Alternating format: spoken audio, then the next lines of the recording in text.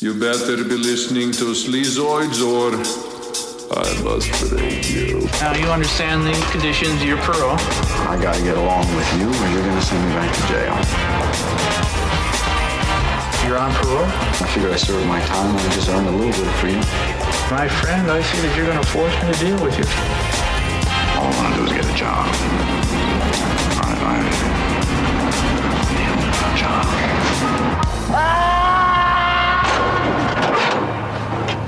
Son, you got a panty on your head. Just drive fast, eh? Down to the right! The first time I met Ed was in the county lockup in Tempe, Arizona. You're a flower, you are. A day I'll never forget. I do. You bet I do. Okay, then. My lawless years were behind me. Our child-rearing years lay ahead. But biology conspired to keep us childless. You go right back up there and get me a toddler. I need a baby high. They got more than they can handle. Hey everyone, welcome back to another episode of Sleazoids, the podcast where we go down the rabbit hole of 20th century genre fare from the most influential canon classics to the trashiest exploitation films we can get our hands on and invite you to tag along in helping us create a canon of sleaze. Each week is a double feature grindhouse style where we discuss two films loosely related by subject, genre, actor, filmmaker, or franchise, and at the end of each episode, along with our honorary Sleazoids, which you can become by subscribing on Patreon. Next week, we are going adventure mode, and prepare yourselves because it's probably going to be another 3-hour episode, so stay tuned. Join the sleaze. That's right, and we decide on all the official ratings and rankings for every film that we cover. Patreon subscribers also get an on-air shout-out and 2 bonus episodes every single month, which we have been cataloging for 5 to 6 years now. There's like 140 plus bonus episodes, as well as our bonus transmission series, where there's another 40 coming on 50 of, where we talk about new release genre films, and there are some exciting ones on the horizon at the moment. People are talking about the duel between Mr. Tom Cruise and Mr. Christopher Nolan. We are certainly going to be weighing in on that at a certain point this year. Oh yeah, it's the duel of the IMAX screens, is that right?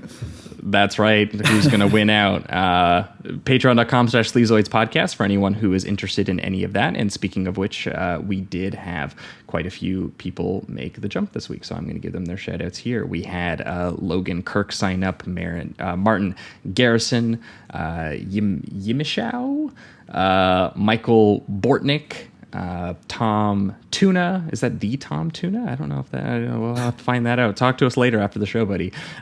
Jeremy Hawkins, who signed up for an entire year of the show at a little bit of a reduced rate monthly. That is something that anyone can do if they're interested. We had Liam Doherty sign up, Nick Turner, Christian Ornelas, scrolling, Laura Lynn Tullius, Robbie Wilston, Johnny Prendato, Caden, Brendan Murray, Jacob McLaughlin, Derek E., Joe Bajol, Dan, Alex Turner, Riley O'Donnell, and last but not least, Joe Morris. So thanks to all of you folks for signing up over on the Patreon. We appreciate the support and hope you're enjoying all of those bonus episodes. Yeah, thank you. Yeah, that is the one plug for the week. The other plug, as always, is Apple Podcasts and Spotify. If you were listening on either one of those platforms, and I see the stats, I can see you right now listening on both those platforms, give us a good old rating and review over there. It helps us climb the ranks and find new listeners. We appreciate that support as well.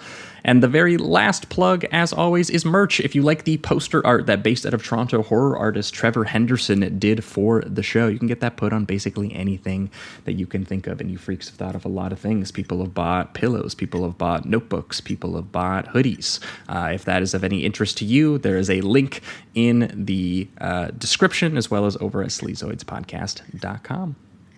But that is it for the intro. Welcome back to another week. As always, I am your host, Josh Lewis, and joining me also, as always, my co-host, Jamie Miller. Welcome back, everybody. Welcome. I think 2 weeks ago would have been the last time you folks over on the main feed would have heard from us, and we would have had special returning guest, Mr. Toronto's own Will Sloan of the Important Cinema Club and the Michael and Us podcast, the self-proclaimed king of Toronto, coming back on the show to, of course, bring us the sleaziest, most underseen movies we ever talk about, and the most pornographic films we ever talk about on this podcast. But specifically, we were talking about the pornographic films of a director maybe people don't know made pornos, Mr. Ed Wood of Glen or Glenda, Plan 9 from Outer Space fame. The Tim Burton movie kind of ends in a place where, very conveniently not to show you his very drunken, depressed, alcoholic 70s era where he was just shooting softcore pornos and writing all kinds of novels that had erotic horror bents to them. So we talked about with Will. Sequel.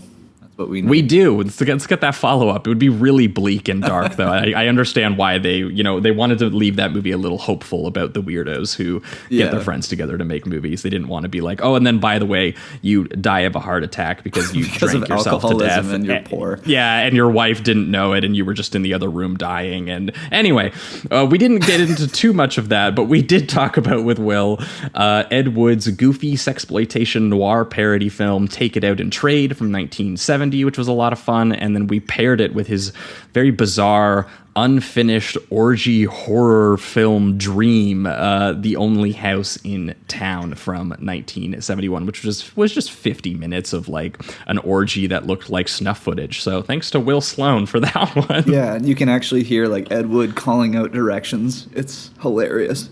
Yeah, so if you are interested in that episode, again, that was 2 weeks ago over on the main feed. But then last week over on the Patreon for the patrons exclusively, we got the sledgehammers out and the hard-boiled eggs out, and we talked about some Southern American prison dramas that were based on books that were written by war veterans who actually ended up in chain gangs. And they may be like, that's really specific for a double feature, but there are two films that meet that criteria. We talked about I Am a Fugitive from a Chain Gang by Mervyn LeRoy, starring Paul Muni of Scarface fame, which was one of those like 1930s studio bleak pre-code like Depression era crime saga films, and a film that actually exposed the public to the cruel conditions of chain gangs in the 1930s and actually was politically used as a tool to abolish them by the time they got around to the 1940s, or at least very much hinder what they were able to do to prisoners, because obviously if they had been completely abolished, the existence of Cool Hand Luke, which was the sequel film or the follow-up film, wouldn't have existed. That one directed by Stuart Rosenberg, and more one of those like late 60s new Hollywood hangout character studies, but with a god tier Paul Newman performance to hang it all on. As we said on that episode, destroying the American prison system with the power of swag. Yeah, it's unreal. Both of those movies are just unbelievable bangers. I think I fived both of them, so we were gushing the entire time. So definitely check out that episode. Yeah, that was last week over on the Patreon for anyone interested in that. But moving on to this week, we have a very special guest joining us for the first time. He's been a long-time Twitter mutual and a poster who I've always found very, very funny, and is also working on some of the things that you might be enjoying watching right now. This guy is a crew member. He's worked on Better Call Saul. He was most recently on the set of Christopher Nolan's Oppenheimer, and he's also informed us that he's on some secret shit he's not allowed to talk about yet. But that guest is Wyatt Duncan. Wyatt, how you doing? I'm doing great, thank you guys. What an introduction! I have to ride the coattails of Christopher Nolan. It's amazing. I know. I mean, I couldn't quite get in the Garfield Neon Genesis T-shirt debacle that you found yourself in, but I feel like if it's a whole nother thing. If anyone wants to follow Wyatt on Twitter after the fact, you can definitely learn all kinds of funny lore about his time in the Garfield fandom. And but yeah, also, can we ask up front, did Christopher Nolan direct Oppenheimer in first person? This is what the talk of the town right now. I think people need to see the movie to find out, but I will say if he were to do so, it would make set a very interesting experience for everybody who was working on it. And Yeah, and I do have to say one thing too. I am very curious, and by now I don't know this, but once the movie does come out, there is a chance I might be in one shot of Oppenheimer. Ooh, so that's okay.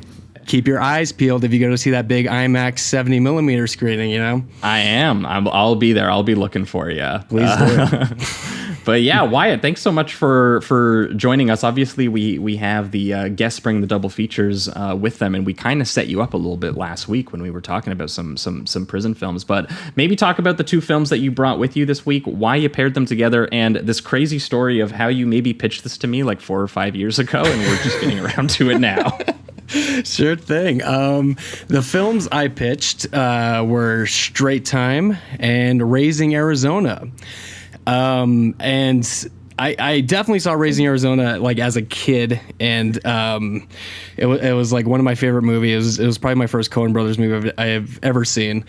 And when I got around to watching Straight Time, maybe like 6 or 7 years ago, I was watching it and I was thinking to myself, this is like if Raising Arizona wasn't a Looney Tunes cartoon. Like thematically, yeah. This is hitting the same beats that Raising Arizona did, but it just happens to be like a gritty 70s crime film, and it's amazing. I'm just really attracted to those guys who, you know, find their way in and out of prison, and they're trying to run straight, and they just keep falling. They just keep having a hard time doing it. And I feel like that goes for both Nicolas Cage and Dustin Hoffman. And they pull that off so well.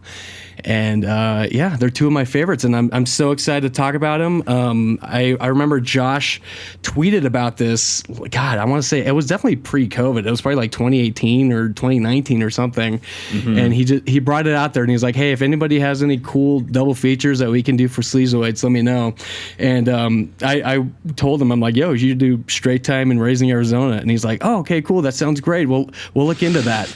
And then I want to say like 4 months ago, he finally responded, and he told me, he's like, "Hey, do you still want to do that thing from like 5 years ago?" And I'm like, "Hell yeah."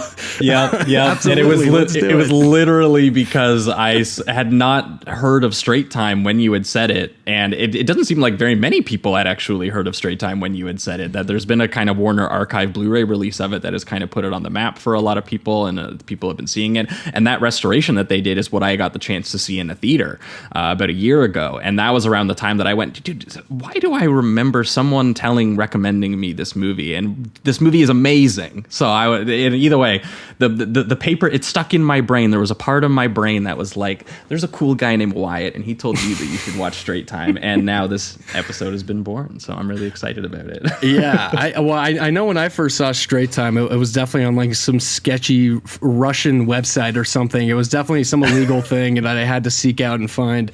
And so I was really happy when I saw that there were screenings coming out and the Warner restoration that happened. So I'm just happy you're able to finally see it and be exposed to how cool it is. Yeah. No, we're definitely going to be talking about two very different approaches to the sad daily realities of ex-cons in neo-noir cinema. So as Wyatt mentioned, we're going to be doing Ulu Grosbard's very methodical and depressing Straight Time from 1978, very starring vehicle for Dustin Hoffman, who wanted to, as realistically and accurately depict the lifetime criminal mindset and the tragic consequences of that lifestyle. And then we're going to be following that up with the Coen brothers doing a more lighthearted and absurdist, but still quite empathetic Looney Tune depiction, basically a decade later in Raising Arizona with Nick Cage and Holly Hunter. Which kind of works out, too, because even the Coen brothers were like, I think they were coming off Blood Simple, and they said they wanted to go a little more optimistic. So I like that we have the same kind of contrast going on right now. Yeah, exactly. It makes perfect sense. So that being said, I think we're going to jump right into it here. Let's kick things off. Let's start things off with Straight Time. Knock on that door, put you in jail. Straight Time.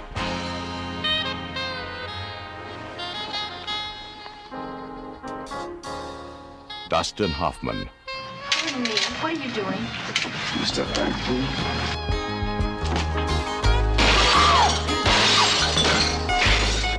Straight Time. It's the time it takes for a man to lose or win. All right, we are talking Straight Time, the 1978 American neo-noir prison drama directed by one Ulu Grosbard, starring Dustin Hoffman, and written by a trio of Alvin Sargent, Jeffrey Boehm, and Ed Bunker, with a little bit of an uncredited rewrite from Michael Mann, which we will also get into. But based on the novel by also Ed Bunker, No Beast So Fierce.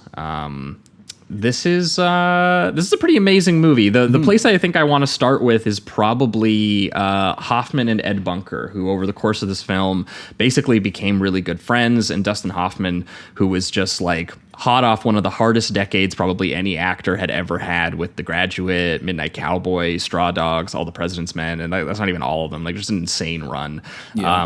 Midnight Cowboy definitely is like the performance of his that I think reminds me the most of this movie. Not necessarily in terms of like the cadence, because he's a little bit more of an explosive character in that, whereas there is a little bit more control to his character in this, but just in the sense of that it's like sort of about kind of low-level hustling a little bit, and these two dudes who kind of live on the streets of New York City, and there's a certain level of like lonely sort of like woundedness and, you know, desperate dreaming to a film like that, and Hoffman, you know, has a preference, I think, for kind of playing rebellious assholishness streaks in his characters, and I've always found, you know, it's always made characters that he plays a little bit more interesting and complex, whether it's like the awkward stammering he does in something like The Graduate, or just like the pure repressed ugliness of something like Straw Dogs as well. He's a very magnetic performer, and from what I understand, he fought very, very hard to get this book adapted, because he found it in basically soon after it was published. Ulu Grosbard, who was a friend of his, ended up sending it to him, and Dustin Hoffman intended to direct this himself because he loved the character, he loved the material, and he went to actually see Ed Bunker while he was still in prison. This is how much he was like, you know, he was like, I need you to know how interested I am in this material. In the commentary, he told this amazing story about like Ed Bunker, the first time he walked him through the decision making in a bank robbery, and he was like, you know, like, let's say you yell for everyone to get down, but one person doesn't, and it's like a guard. And let's say like you shoot, but you know, you don't even shoot to hit him, just scare him or something, but the bullet goes through the window and it like hits a mother outside or something like that. He's like, you have to live with that, and mom should know better than to walk with kids in front of banks. And he said this to him, and Dustin Hoffman was like, dude, this level of rationalization, he said it gave him goosebumps, that he was like, I need to fucking play a guy like this. And so there was like no better option than Ed Bunker, who himself was like this rebellious kid born into a tumultuous, alcoholic and violent home life, you know, one where he was breaking up fights, you know, between his parents at the age of like 11.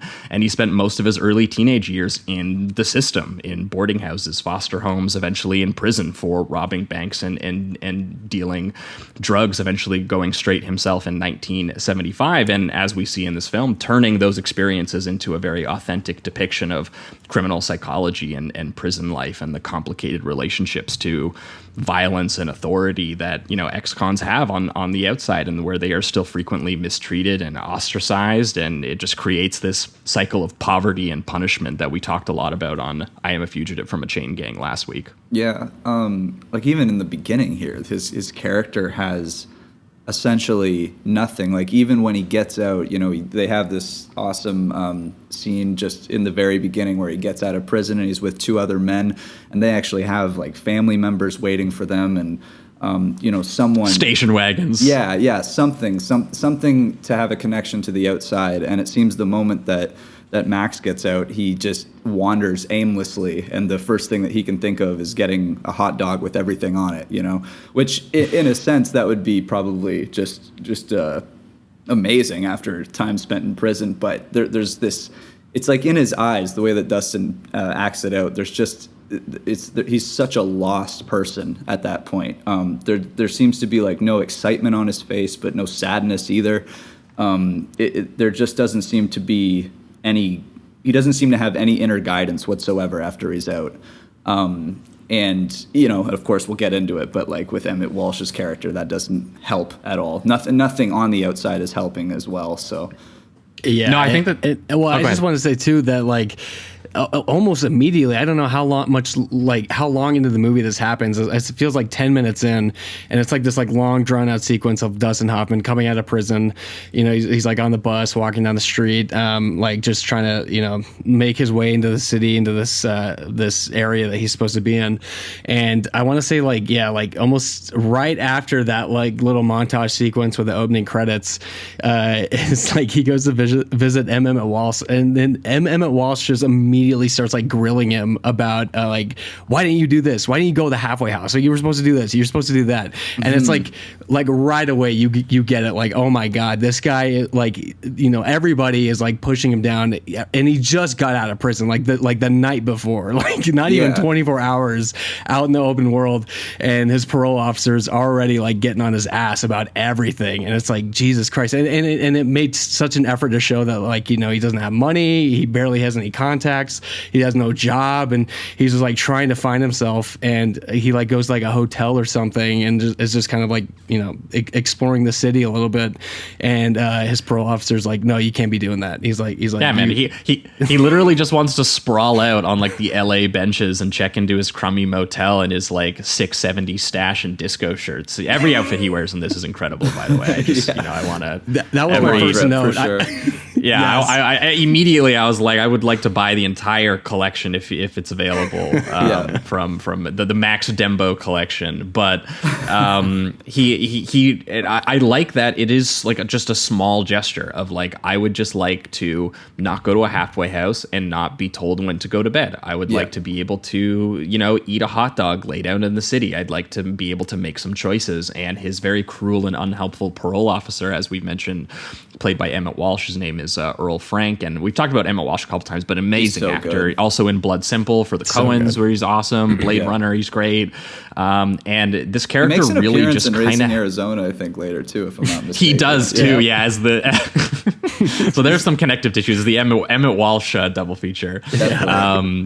But he very much has this kind of smirking, naturalistic attitude about how much kind of casual power he has over Max Dembo, the way and he treats him like this contemptuous child, right? That he needs to like punish and enforce, petty rules until he's just completely humiliated and miserable. Yeah, he has this like almost like a fake Big Brother act that he's doing. Like he's like doing it for the better of Max, and he does it almost with like you said, a smirk, a smile on his face. He's like happy to do all of these things, and he tries to paint it as if it's helping Max, and building character or whatever it is, or it's for his own good. And he even the things that he does throughout. We'll get into more detail. Like he kind of paints it like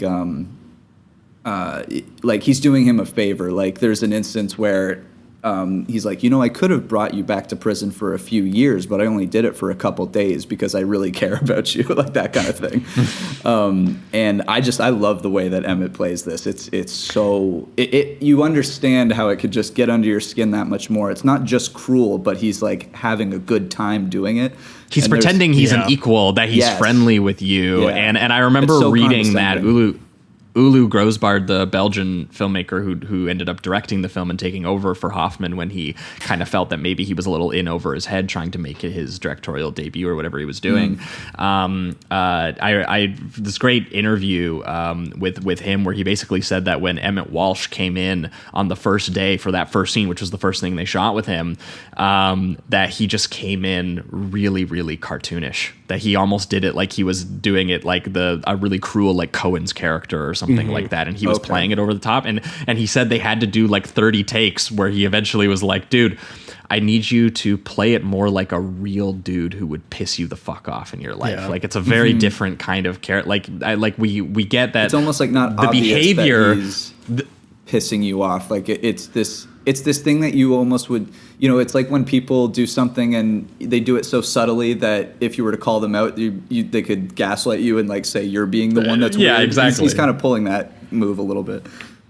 Because he's like, the character isn't cartoonishly cruel, even though he technically is. It's kind of like the rules themselves are, or the things that he's being asked to enforce. It's just and like his job, you know. Exactly. And I think part of the genius too of the casting of Emma Walsh in that though is that like him as an actor, like as a figure, as this like kind of person, he's not really like an authority figure.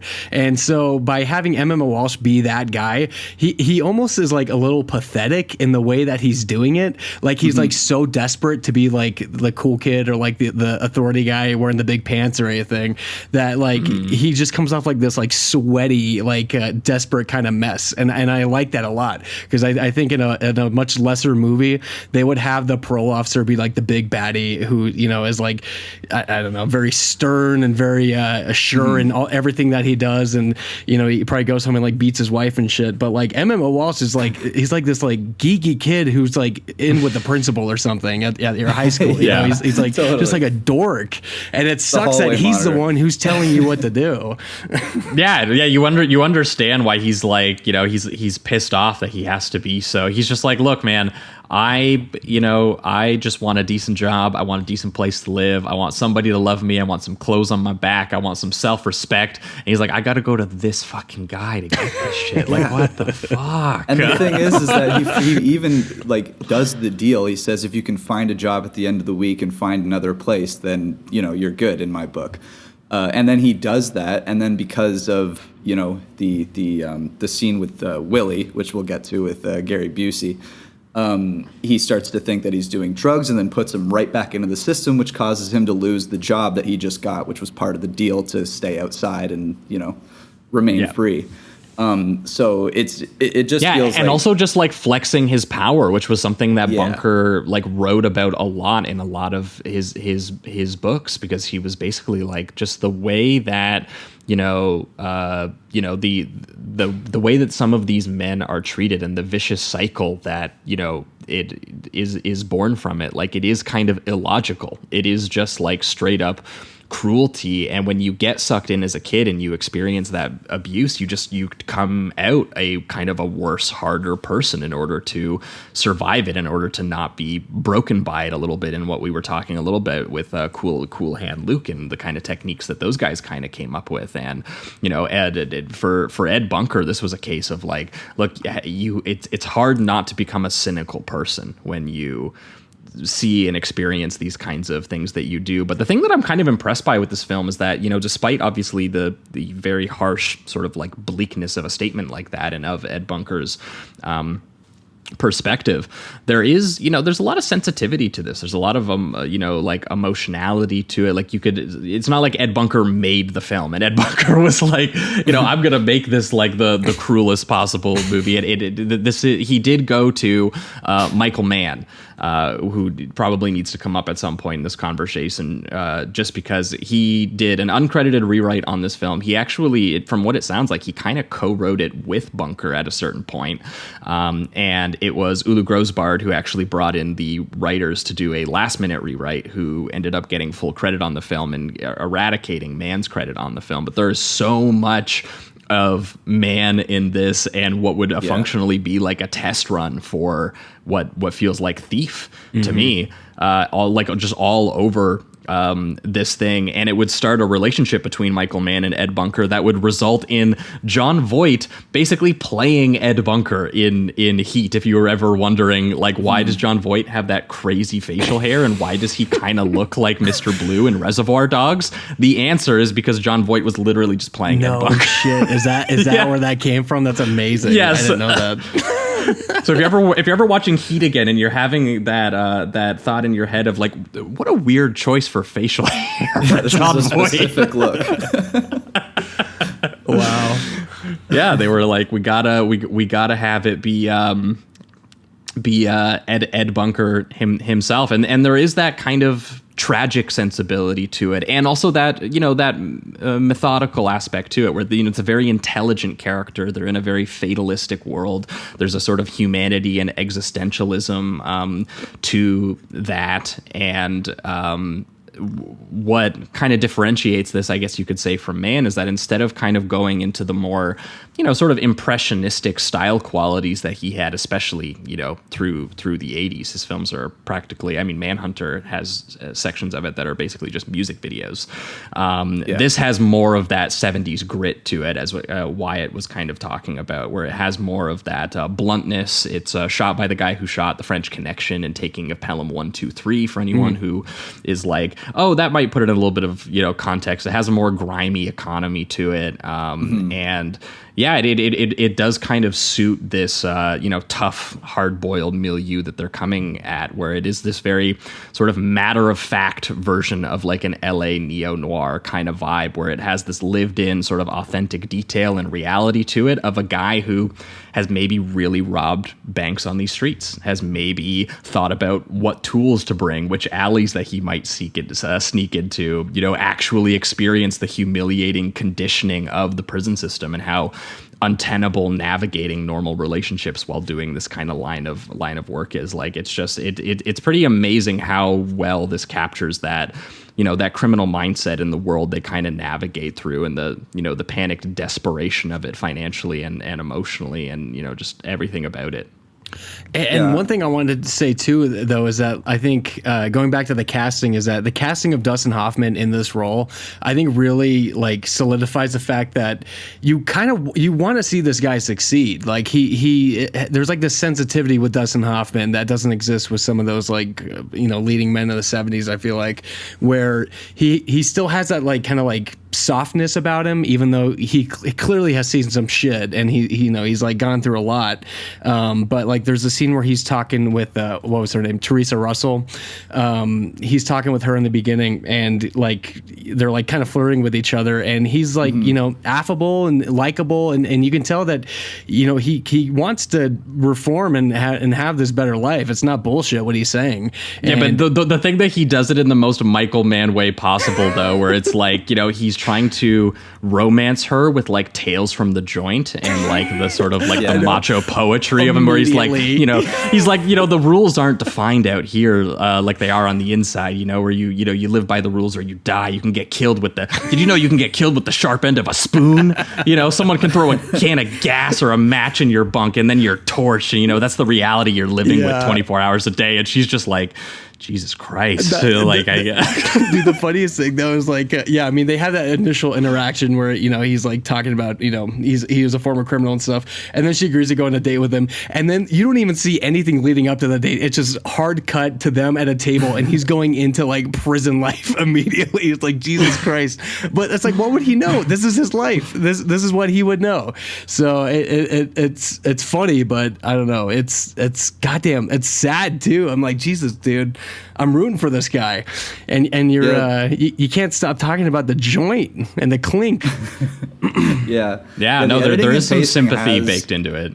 Has a lot of that kind of like cut to the very next thing that he's doing, like that he previously talked about in the last scene. They really do cut like all of the fat, and it makes, especially in the second half, it really makes you feel like you're kind of on the run with him in a sense. Like he has to go from event to event, person to person, interaction to interaction, and there's really no time to really sink into it.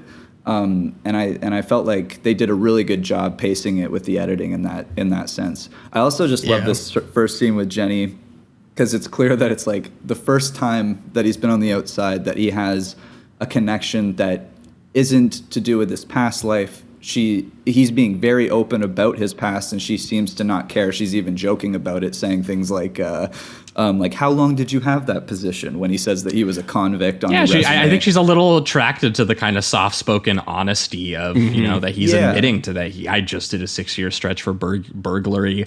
I'm pretty desperate for work right now, but I'm a hard worker, and I'm willing to work, but you also have to know that I have some limitations that make it harder to make that assimilation possible. Like I think one of the ones he mentions is that, he can't have a license.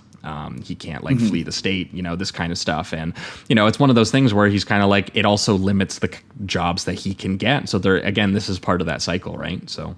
Yeah, and I think he's just like absolutely smitten by the fact that he can be completely himself in a sense, because he really does. You know, he has to fake it with Walsh or Frank, even with his supposed friends like Willie and his wife. He's kind of has to still lie and go under or over Willie's wife's back by, you know, because he's still a drug addict and he can't let her know. But she's also blaming him and thinking that he's going to get Willie in trouble, even though it seems to be quite the opposite. He just doesn't seem to have any real true connection that seems like it could be blissful. And with Jenny, it definitely is like that spark, and I think he just starts to pursue that totally, even though there's a lot that interrupts that because of he goes Frank pimp mode immediately. but- Like he's like straight up like, you know, like, thanks for getting me this interview. Like, if I go get this job, like, can I take you out for dinner like after I get the job and celebrate like right then and there? Like, he doesn't waste any time. It is that that time is luck mentality of like, this guy, he has so many lost years. He needs to get some kind of normalcy if he can hope to achieve it, which he does witness a little bit via his friend Willie, as Jamie was alluding to, played by the very young Gary Busey, who we've talked about previously on Point Break, and Under Siege, and also his wife Selma, played by a young Kathy Bates in her first role an entire decade before. I didn't know that. Wow. Misery. So yeah, this is an incredibly well cast film, and I really like that scene with Kathy Bates and Gary Busey, because he does see a vision of kind of, you know, like modest living that this guy has kind of carved out for himself, and you know, where, you know, he got out on parole and he got a riveting job, and he's just kind of held on to the job, and he's got a kid now, and you know, even though Busey has kind of a brightness to him, like he picks him up, and he's a little chaotic, like he's throwing the dog in the back and yelling at it and stuff, but there's like he's got a busted up station wagon.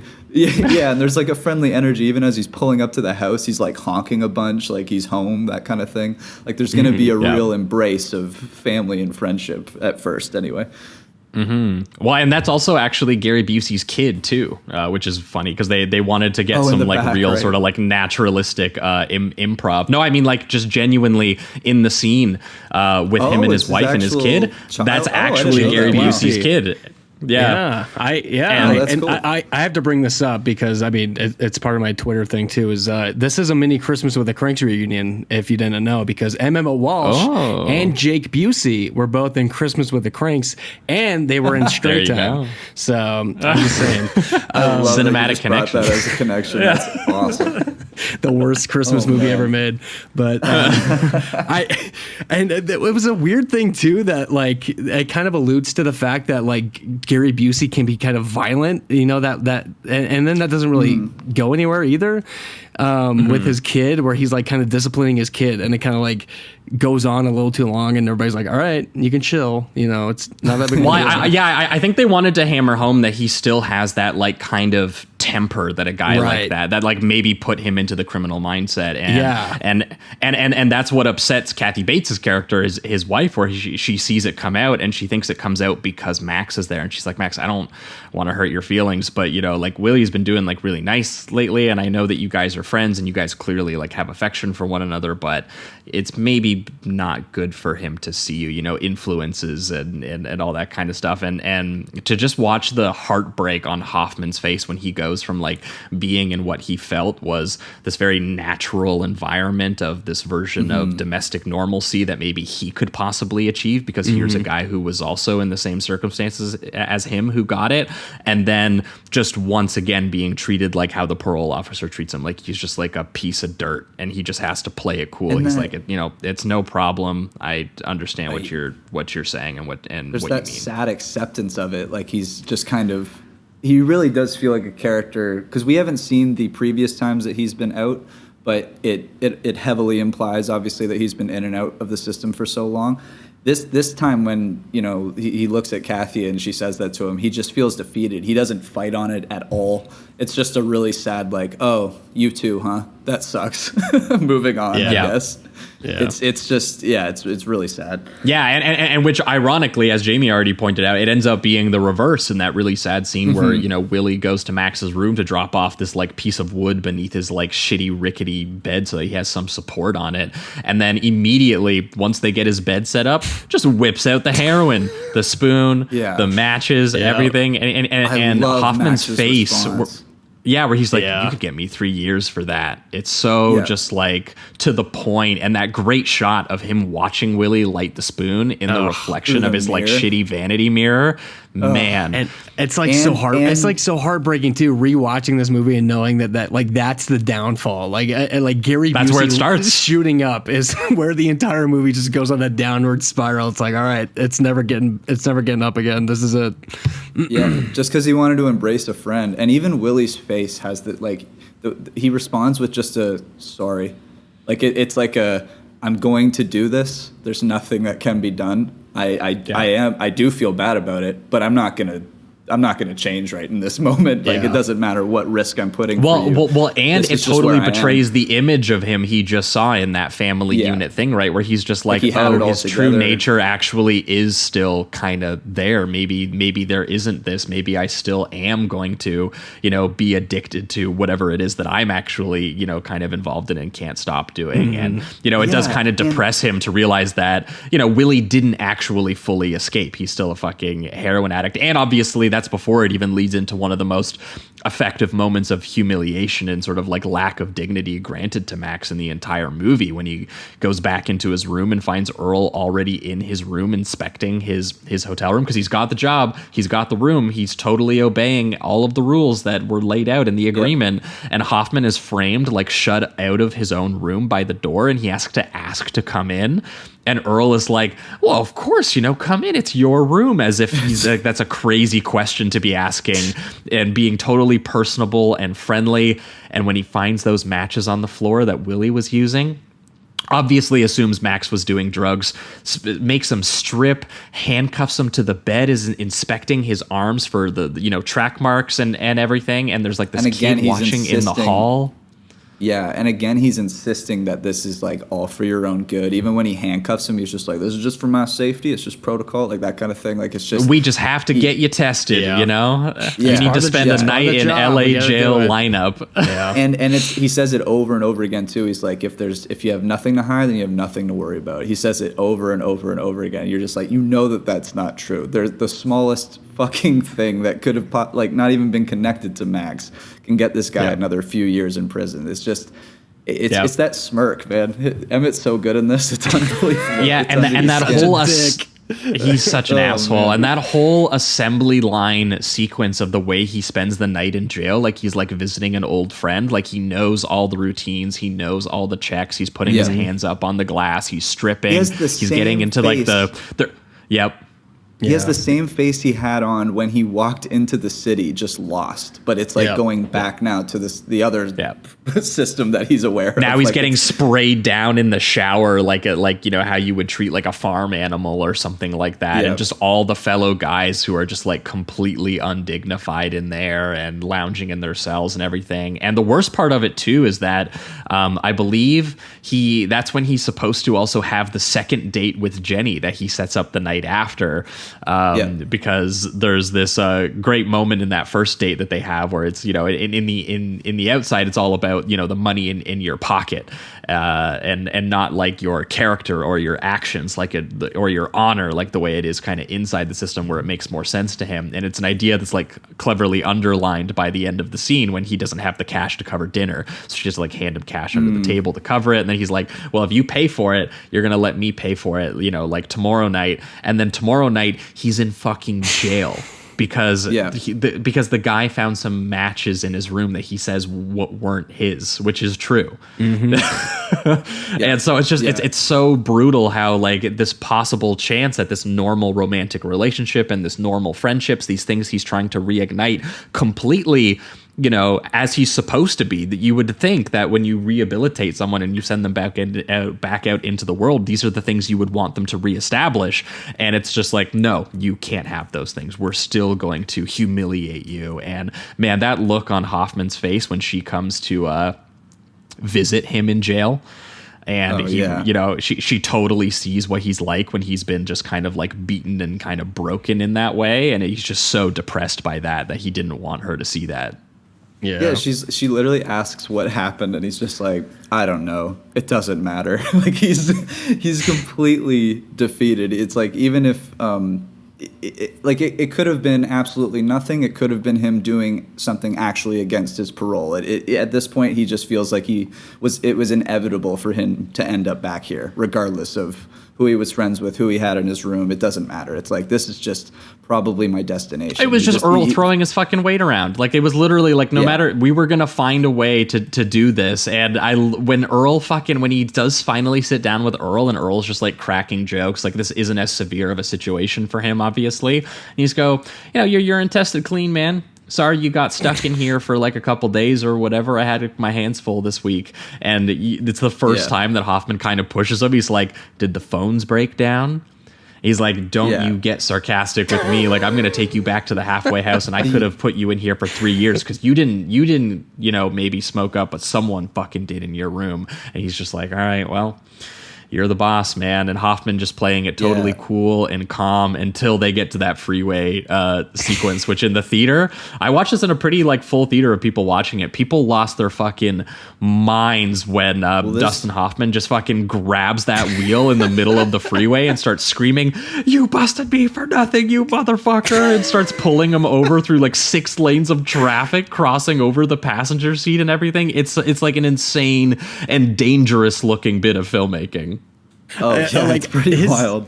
Oh my God. When I first watched this for the first time, I mean, obviously, that Dustin Hoffman's going to go back to his old ways. I mean, it's pretty clear from like the 20-minute mark or whatever what's going to happen.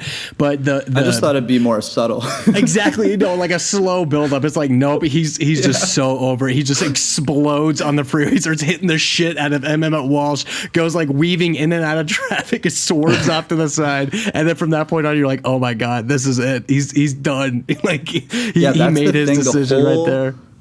The whole movie has to instantly change. Like, and this is really where I was already into it, but this is where it really started to intrigue me in a way that I didn't know what was going to happen next, because I thought this movie was going to be more about just the entire like rehabilitation process and him going in and out of the system and all of that. But for him to make halfway through like the conscious decision to just go completely against it and be like, no, I'm a bank robber again.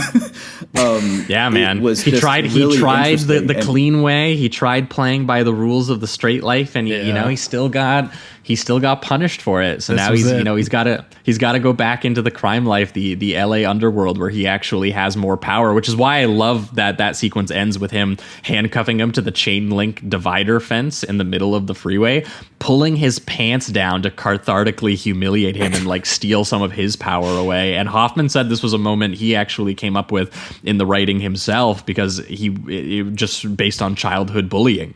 He was like, what would be like the way that you go? He's like, I didn't want to just like beat him up. Like, that's how any fucking guy would do it. He's like, no, this is like a power thing, and it's a display of power thing, the way that Earl was treating him. And, how do you reverse something like that? So it's a funny little moment that like, it really does make clear what this has been about for him. And yeah, speaking to your point, Jamie, the structure is a tiny bit unconventional in the sense that, like, you are right in terms of like a fatalistic sense that where I think this is heading early on, but I don't think I fully expected to say otherwise. Yeah, I mean, I didn't expect like the Unforgiven structure of it, where it's like a man has been reformed kind of already, or at least in the case here, he's putting in the effort. He does genuinely want to try this out. And then you just get to very sadly see him slip back into the old ways, go back into the bad habits and the bleak decision making due to the kind of unjust nature of these forces around him. You see the ugly, dark side come out, but you're already sympathetic to him, which has always been. I actually just rewatched Unforgiven on the big screen recently too, and that was something I find so complicated about that movie, is that that's not the dude that he is for the whole movie. You're like, he's totally changed. And every time someone talks about him, he's like, yeah, that guy like murdered kids and women, by the way. And then at the very end, you see the version of him that is scary and would do those kinds of things. But by the time you're there, you're already just so invested in this guy. And that actually does have a complicated feeling where you're like, this guy is a monster, but on some level, he was made into this, or he was forced into this in other ways. And I think this has a kind of similar effect. Yeah. It's also interesting that he decides to make that decision because he's saving Willie, in a sense, who fucked him over. There is something about his character to say, like, Frank is essentially going, just tell me who did the heroin, and it's gonna be all good. Don't worry. Like, he even tries to do the whole friend thing where he's like, you can trust me. And you're like, at this point, man, come on, don't even try to pull this card. That's ridiculous. But I do think that there's something to be said about why he initially makes that decision as well. It's for him as too. Like, you've seen him go through the ringer, but he is also trying to help a friend in that moment. And just as a small detail I wanted to include too, right before that, where he approaches Frank in the actual jail cell, I love that they present Frank as like, he's got his feet up, he's talking to the guards, he's making a joke, and he's like the center of attention, and they're all laughing at him. I can't remember the joke, but I'm sure it's horrible and somehow offensive in some way. I don't know. But it's just like his nonchalant, uncaring attitude just permeates through everything. It's in every scene that he does, and I love that detail. But yeah, it's a great turn in this moment for the movie. And I want to say one thing, too, is that I completely forgot that you don't ever see Emmett Walsh again after that point. So the last thing you see is his pants down and his bare ass out to the highway as he's like trying to pull him up. And he just like looks People are fucking honking at him. Yeah, people are honking, not even stopping to help him. It's so funny. Yeah, well, and I like immediately too that Hoffman, he pulls this sort of like reverse power move, and he immediately is able to ignore all of his parole limitations and how powerful he feels in that. Just something as simple as driving again when he's like borrowing cars from Willie or Jenny, and how fast he actually moves around the movie now, because so much of it was like, he had to walk to his job, he had to walk to his motel, and now he's like, he's being able to drive to the sort of shadier sides of LA where he's meeting up with his criminal friend so that he can get his pistol and like rob a convenience store, and like this little rinky-dink setup with the ski mask that for a robbery sequence really focuses on how the gun probably doesn't even work, and the guy he's robbing is just like a scared working dude, and like there's a lot of really sad detail to this. Messy all of the robberies in this are really like a lot of so the time real. They don't have masks or anything like that. They're just kind of like going in. It's pure chaos. The only thing that they seem to have like that's a strategy, and maybe that just worked at the time in the 70s, was they kind of have like a timer where it's like we have 4 or 5 minutes. If we're not out by then, the cops will show up. And knowing which part of town you were in and what the response time was and stuff like that was definitely like a procedural detail those guys needed to know. Yeah. But I guess I like that. Maybe they don't ever mention it, and I'm not sure when cameras became like popularized in these places. But I did find it interesting that they just walked in basically with like sunglasses. They're dressed to the nines in a sense, at least 70s version of that.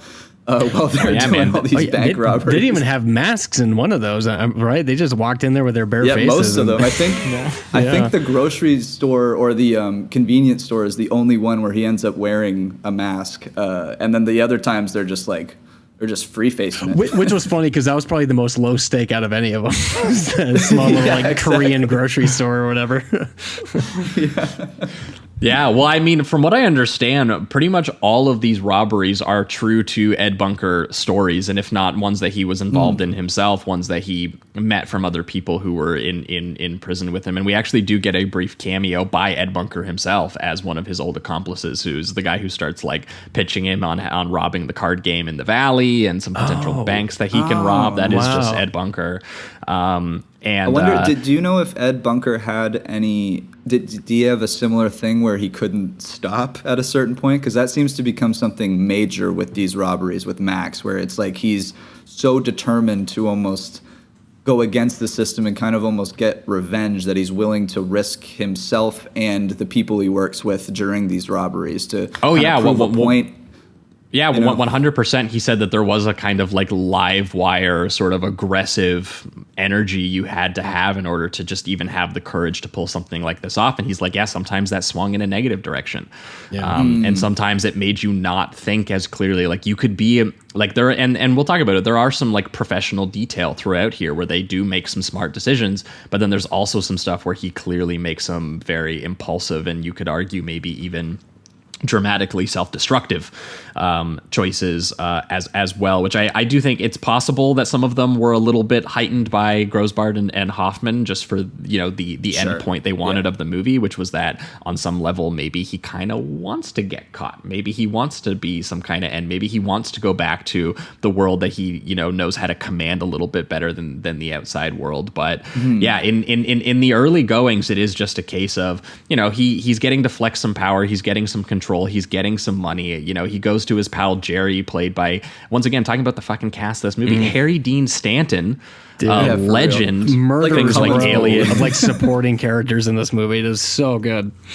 Yeah, well, I mean, Jamie and I just watched Paris, Texas not that long ago together, which was great, and he was actually also in Cool Hand Luke as one of the supporting guys in there as well. That's right. Wow. So and I like Jerry because he's also someone who's out and living kind of like the straight life and playing his guitar and having a barbecue in his backyard by the pool. And when his wife leaves for exactly 1 minute, he's just like, you got to get me fucking out of here. This shit is fucking killing me. I can't do this shit anymore. He's like, okay, like, listen, I got something. He's like, let's do it. And he's like, do you want to know what it is? He's like, I don't fucking give a shit. Like, let's just do it. And then he's like, okay, well, what is it though? Dude, any bank robbery, any burglary. Oh my God, Harry Dean Stanton's comedic timing in that scene where like he goes, he's like wearing this like goofy shirt and he has like a plate of burgers and stuff. He's like doing the 50s dad thing, playing his guitar. His wife leaves. He's like, get me the fuck out of here right now. You have to go, please. Whatever you have, please give me. He's like, do you have a fucking poker game I can bring a shotgun to? Like, Jesus Christ, I need to fucking get my ass out of here. So and funny also too, because he contributes to so the together. Like go ahead. Like he has he's got the pool, the suburban life. Even like his wife seems very pleasant as well. Like she gets up and grabs everybody beers. Like it just it's funny, especially to watch it in contrast to like Willie's home life, which he seemed almost, even though we know what he was doing behind the scenes, he seemed almost like happier and kind of like trying his best. And like Harry's at this point, or I guess Jerry is at this point where it's gone too far. It's too normal now, and I got a real kick out of that. It's one of the rare comedy beats in the movie. It's really good. Yeah, man. You even get a sweet scene of Harry Dean playing his guitar like he does later in Twin Peaks: The Return as well. So I was man, this is this part of this just makes anything you're watching better. But then also, what if Harry Dean was in like some Friends of Eddie Coyle level robbery sequences where he's kind of like the smart guy, the guy who doesn't want to go back. And like I love that sequence when they go to do the poker game and they're waiting on the third guy to show up who's going to deliver them the shotgun because everyone knows you can't cover a poker game without a shotgun. You'd be a moron to go in and do that.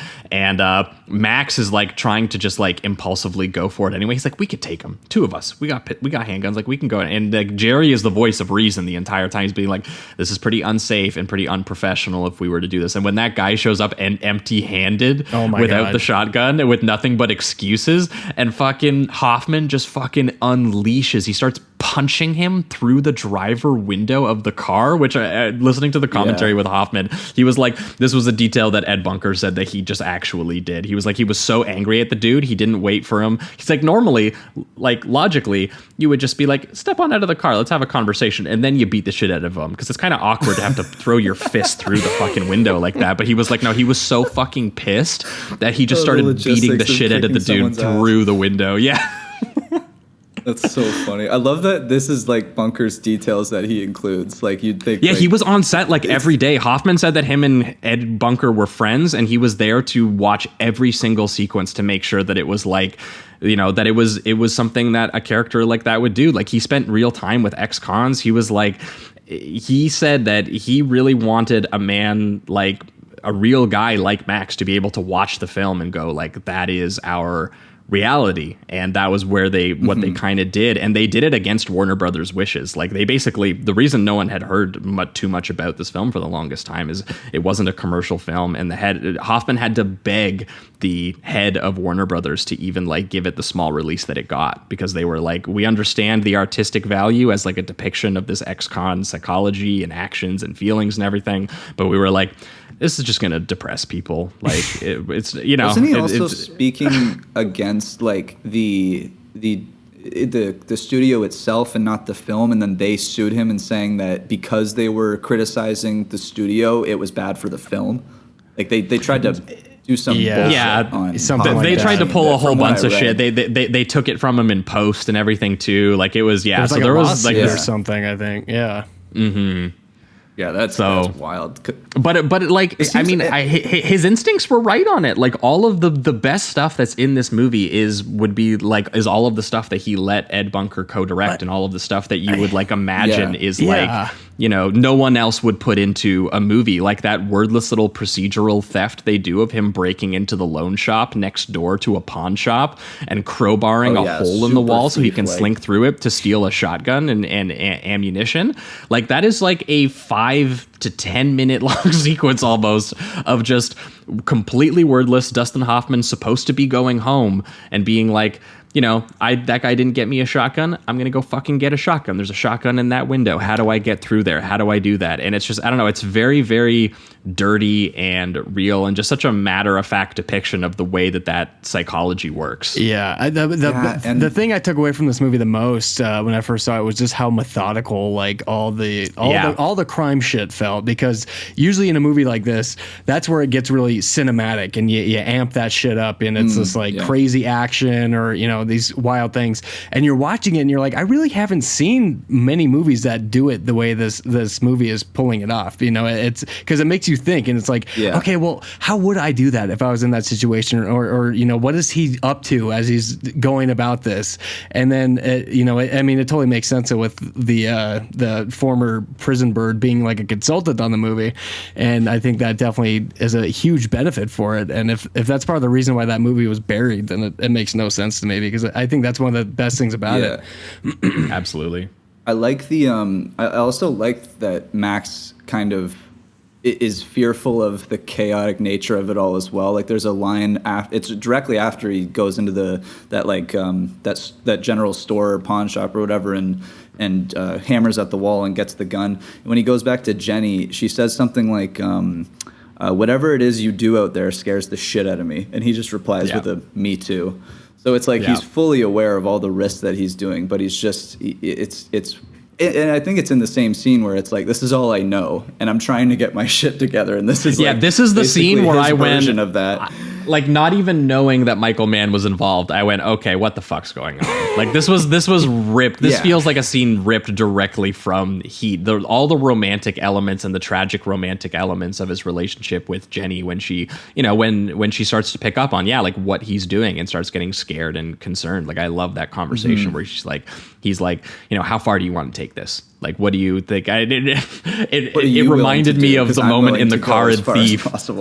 When James Caan is like, you know, I'm this, you're that, like, let's go get on with this big romance, you know, like, this is how it works, you know, this kind of thing. And he's basically like, you know, what do you think that I'm doing out there? I'm working a hot dog stand. Like, I can't work a regular job, and I'm not going to be taking your money. So I do what I do. I take scores, which is, I think, almost a line from Heat as well. And I think he goes like, if you're telling me it's too heavy and you can't take it, then I will walk out the door, but I don't want to. And they basically both agree that they will maintain this, and he will keep the crime shit outside and not bring it into the house, and he won't hurt her and he won't involve her, but maybe it's best if she doesn't ask any more questions, which is like one of the best lines of the thing. You know, maybe just shut the fuck up for a second. Just let it happen. Yeah. Meanwhile, cut to Harry Dean in his workshop, like sawing off a fucking barrel of the shotgun that he just, stole, and he's like seeing how it fits under his shoulder. And it's like one of those great details where you're like, well, what are they going to do with that? What are you guys doing? They're up to something. Yeah. And speaking of the chaos, like this when it gets to the this just with one shot in the jewelry store sequence. The jewelry store where sequence is amazing. There's the like whole sequence. Like no strategy at all. I love the shot. He just walks in. It's this long shot of him going closer and closer to the camera. You can see the entirety of the store. Every glass case is right in frame. He just calmly takes out some goggles and a pair of gloves and a hammer and just starts smashing the shit out of every single glass case with like, there's just no, discernible looking skill or anything. It's just kind of like smash and grab. And I love how they set up that shot. It just totally focuses in on the messiness of the entire situation. But what's so crazy is you're right about how they are highlighting the messiness, but it is like a planned messiness, which is what's interesting because it is like a very procedurally minded, obviously kind of unplanned messiness, but but it's very procedurally minded, obviously on like a filmmaking level. Like, I mean, like after that sequence, the casual way they ditch the getaway car for the truck and it's in like the single panning wide shot where they've already kind of set that up, or in the later jewelry heist sequence, because like that's in the first robbery they do, and then the second one that you were referring to. My favorite aspect of it is not just him very calmly walking in and being like, "Step back, please, ma'am," before going fucking ape shit on the glass cases. My favorite detail is the planned part when he sets the bag down. He slowly puts the gloves on. He puts the goggles on. Like he's thought this through. Yeah. He's thought like, well, I can't. I'm going to reach in there. I'll cut my hands. Maybe the glass will hit me in the eye or something. Like it is like this is a very professional version of like a smash and like it. So it has the anxious, dirty detail of like men who will do something fucking crazy like this on a physical level. But there is like a level of planning put into it. I mean, there's even that scene before where he buys her, or he thinks about buying her this ridiculously expensive watch, and he does it entirely as a means of scouting out the place for the robbery and like asking about the washrooms, and then cut to them doing their blueprints and everything that they're doing, and which is kind of shitty in a sense too, because it's like Jenny is looking at it as this kind of moment of they're on a date, they're having a connection, and I do like too in her character that she's laughing at how like ridiculously priced everything is. Like she looks at the most expensive watch that's there that the guy she's like, I literally can't wear that into work. Like that's insane. Yeah. She even calls it disgusting. So I love those details, but then of course you have like Max looking around and scoping it out and everything, and it's just like It has that thought of, even though he's with her, he's still highly focused on the job and the task at hand. And regardless of his feelings for her, this is probably what's going to take precedent. It always seems to with him. It's I mean, he's kind of a selfish guy too, right? Like even the stuff with Harry Dean that they set up along the way for sure. Yeah. But before that sequence where they actually break into the jewelry store, there's the other robbery that they do, I think, at the bank, and he keeps taking too long, and you're unsure whether it's like purely out of greed or, as I was kind of saying earlier, like does he want more money to spend on Jenny, or is it some complex and existential thing?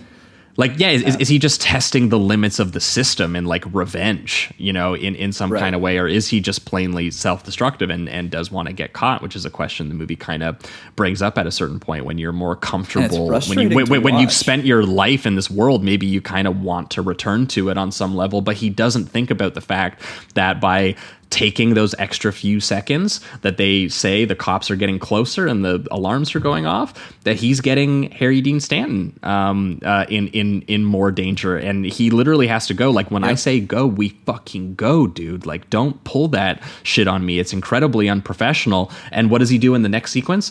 He was like, look, we're going to rob the jewelry store, and this one's in Beverly Hills, which is, the response time's a little bit faster. Well, hey, instead of taking 3 minutes, let's take like 1 minute and 30 seconds, which of course he pushes to the limit. Of course he also arrives, and he doesn't have a driver. So he gets fucking Willie to be their driver as the amateur replacement. Oh my God. And Gary Busey is clearly, he's fucking like sweaty and anxious and high. And you're going, Harry Dean Stanton's like, dude, what the fuck? Like you told me we had a pro wheelman, and you're just freaking me the shit out, man. Like you should have told me this shit, man. That's not cool, man. Like Harry Dean's like freaking out. I love how pissed he is about everything going on, because rightfully so, dude. If I saw that my getaway driver was Gary Busey, I'd be like, are you fucking kidding me, Dustin Hoffman? Like, what are you doing? And it's so frustrating to watch too, because Harry Dean Stanton already did not want to go through with this job because he's like, it's dangerous. It's Beverly Hills. It's Beverly fucking Hills, man. He's like, what are you like? He's like, we're pulling off small shit. What is this like? And I love that his Hoffman's argument to him is like, you're a thief, man. Doesn't it feel good like working with me, like holding a shotgun? You know, you could quit your shitty job tomorrow. You know, he's just really just trying to talk him into it beat by beat. And what's shitty, like really shitty too, is that this is in my opinion only like Jerry's only going through with it to this far because he has trust in Max. And Max is totally taking advantage of that, especially at this point, because like you said, he's already done that. He didn't listen to him in the first bank robbery. He hires Willie to be the getaway driver, and instantly he's like hitting curbs and shit like that. Like it's just he's now at the point where, and this is where it really gets frustrating to watch his character, because in that first half he's so endearing and he has a charm to him, and you're like rooting for him to get through, and he's really careful and considerate as a character, right? He doesn't seem like a guy who's like on the edge necessarily, you know. You see that more professional side where you're like, you're being stupid, dude. Stop. Just stop. All you have to do is listen to Jerry, and you're probably gonna be okay. And it's just so frustrating to watch someone that is clearly good at what he does, but because he's kind of in this, I guess, like almost rebellious fuck you phase of his career, that he's going way too over the top for his, like we said, it could be his own ego, it could be for Jenny, it could be to fuck the system. It's just, it's probably an amalgamation of all of those things, really, and he's just kind of gone over the edge a little bit. But yeah, that was something that was really interesting, is just watching myself get more and more frustrated with his character. Oh yeah, man, all of those amazing. Like, I don't want you caught, but you're going to get caught. What the fuck are you doing? That kind of thing. Yeah, I love those tense dolly shots along the like smash displays as the alarm is blaring, and it cut to like the sweaty low angle close-ups on his goggled face, like reaching in as fast as he can. You could just hear Harry Dean Stanton in the background being like, "This is the last goddamn time I'm working with you, man. We got to get the fuck out of here, man. Like what the like we've been way longer than 90 seconds, man." And obviously they also take so long that when they go out back, you see the wheelman has already got scared and has already fucking ditched them, and now they are on a fucking foot chase through Beverly Hills, and these tracking shots of them through the alleys and hopping the suburb fences, and he literally gets Jerry shot and killed in a gunfight with the cops, which is brutal to watch. Yeah. There's like again, kind of a sad acceptance on Jerry's face when he's dying. Like, there's not this big emotional scene, but Max just kind of looks at him as he's dead and realizes what he's done, and Jerry just has this look on his face like, fuck, I should have listened to myself, that kind of thing, you know? It's just so sad. Or he's just like, God damn, dude, you want to go back. You pushed it so far that you're just like trying to get back to jail. It's really, it's really now you've sad. Gotten me killed. Oh my God, it's absolutely brutal. And the connection too, when you start to realize that, like, because when you first get out and you see Willie isn't there, you are frustrated in a sense. You're like, Jesus Christ, Willie, like, what did you do? Do you have to like go out and get like heroin or something like that? Yeah. But then But he shouldn't have even been the driver, right? Like, it was Max's fault. Well, he 100%. shouldn't have been the driver. And then eventually it seems too that when him and Willie have that interaction, which we'll get to, he mentions that he's like, you gave me a time, and when it went past that time, I left because I thought we were going to get caught. I thought that was the entire point. So and then Max is kind of responding like, no, that's not true. I was on time. Like, he can't even fathom that he would have done that. Like he would have actually. Yep. He can't seem to take on the guilt, really. No, he's purely driven by anger at that point. Yeah, he's like completely delusional. Yeah, well, I mean, what Hoffman said when he was talking with Bunker about that scene, because Hoffman, you know, a little bit more of a sensitive guy in terms of like his approach and how he kind of played him earlier. And he was like, you really don't think that, you know, Max would think about the kid? You know, he was kind of playing with that kid earlier, you know, like he kind of liked the guy. And Ed Bunker was like, no, all you're thinking in that moment when you're in that situation is, this dude got my best friend killed. If he had done what I told him to do, or he had done what I would have done in his shoes, this would have went differently. And that's the only thing you're thinking. Right. And you're thinking he needs to fucking die. And so, like, again, Ed Bunker is there to make the, you know, the authentic decision that a character like this would make. And it just, it makes this movie so much better too. But also does make it more complicated and thorny when you watch that, because you're kind of there's so much like this situation went down the way that it did. These people died in the way that they did so pathetically because in almost entirely of decisions that he made. And when he gives him that bear hug and he's like holding him and saying like, you know, he's telling him that he's, you know, it's not your fault, man. I shouldn't have asked you to do it. It was too heavy for you. And then he just fucking shoots him in the gut in his own garage. And that slow walk out to his car and like that single take of them driving as he processes kind of like what he just did, but immediately compartmentalizes it because she's like, did you get it? And he's like, what? The money. And he's like, oh yeah. Yeah, I went in there to get money, not to just fucking shoot this, not to execute my old friend. Yeah, Hoffman is so good in that scene. Right after he kills Gary Busey, he's so good. It's so like I was getting unbelievably frustrated. It was like in a great way. In a great way. This downfall of this character was just such a man. It was just grating to watch at times. It like after he kills Willie, that really is such a definitive moment. It's like we have seen him make the big mistakes and get Jerry killed and almost get them caught prior and even almost get Jenny in trouble and all of that. But the outright murder of a friend after something happens that was probably more your fault is just really hard to swallow, especially with a character that you're kind of rooting for and you like, especially in the first like 3/4 of it. It's a great character piece. It really it's just is. fucking heartbreaking too, how he just like drags all these other guys down too, who, I mean, you know, they had their issues and they definitely weren't in the straight life completely, but it's like, you know, everybody around him ends up dead because he just couldn't take it. Definitely better off with the burgers around the pool getting Budweisers from his wife. Dude, I would hang out with Harry Dean Stanton at a barbecue. I don't give a shit. That sounds like a great life to me. Yeah, sounds pretty rad. Yeah, and the few jobs he was going to pull off, he was going to make sure that they were like the safest possible jobs. Exactly. You know, versus, you know. He was going to ease into it, and then immediately Hoffman's like, "Oh, let's fucking rob Beverly Hills jewelry store. It'll be great." Yeah. Yeah, and just so I can give Jenny the necklace that she's not even going to respect me for. Yep.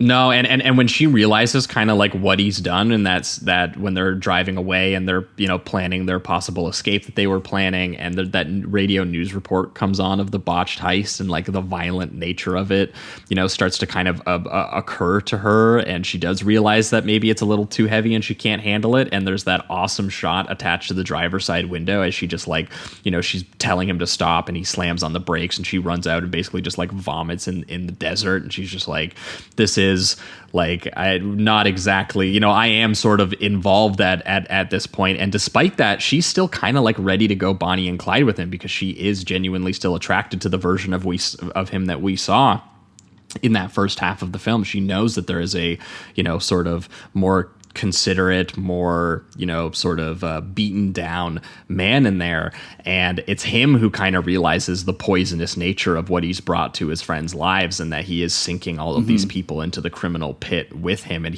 when he comes to that realization, it's not like this big dramatic moment, it's like this casual slow zoom of them smoking and drinking at like a diner just on the outskirts of LA, basically, where, you know, they put it together that maybe he doesn't belong in her world and she definitely doesn't belong in his. And he even just straight up says that, you know, she's like, why can't I go with you? He says, because I want to get caught. Like, I deserve to be punished for these things that I've done. And it's this like long driving overlaid shot with his mugshots going over the images of the desert, from his present day mugshots to his mugshots when he was a teenager. And I don't know where they got this mugshot of. Dude, like that was so weird. It just looks like Dustin Hoffman. I mean, looks like Dustin Hoffman. I was wondering the same thing. It was so like, bizarre. Were you arrested 20 years ago? Could we use that? He was so method. He was planning for this movie even back in his teenage years.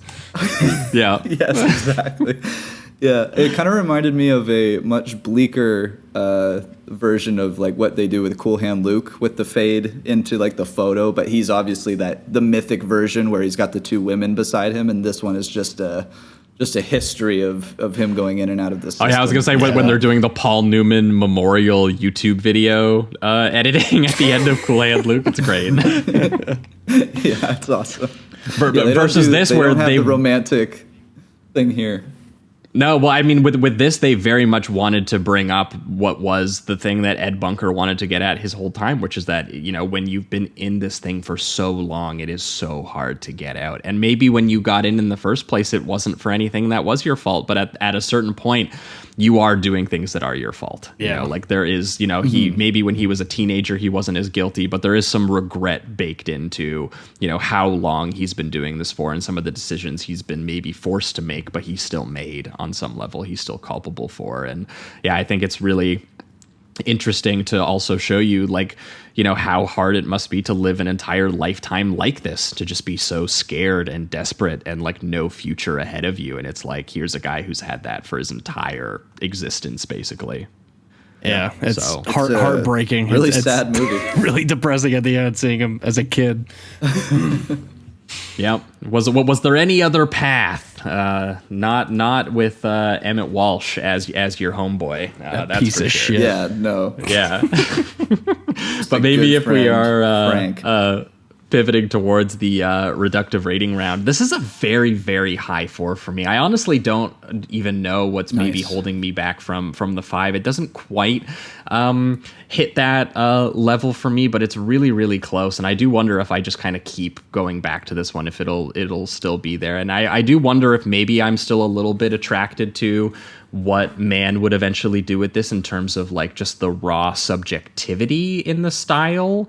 But I also completely understand the style decisions that they made in this film, and I do think that they work. And I think that there is something interesting about the, you know, sort of tougher, precision-based bluntness that they decided to go for, despite some of the seediness and intensity of some of the, you know, sequences and environments, especially when you get into the dangerous robbery sequences and everything. But I think it does suit a movie about, you know, this very authentic depiction of criminal life and mindset, and the sort of devastating compassion for those who have experienced violence and are maybe too comfortable dealing it out in response to it. And obviously Hoffman too, totally, you know, in the zone on this film. You can tell how much, you know, he had a passion for this character and for the subject matter, and the way that he just switches on a dime from like the tough mask that he's kind of assumed in order to communicate with the various people in situations, in social situations, that he's just assumed after decades of,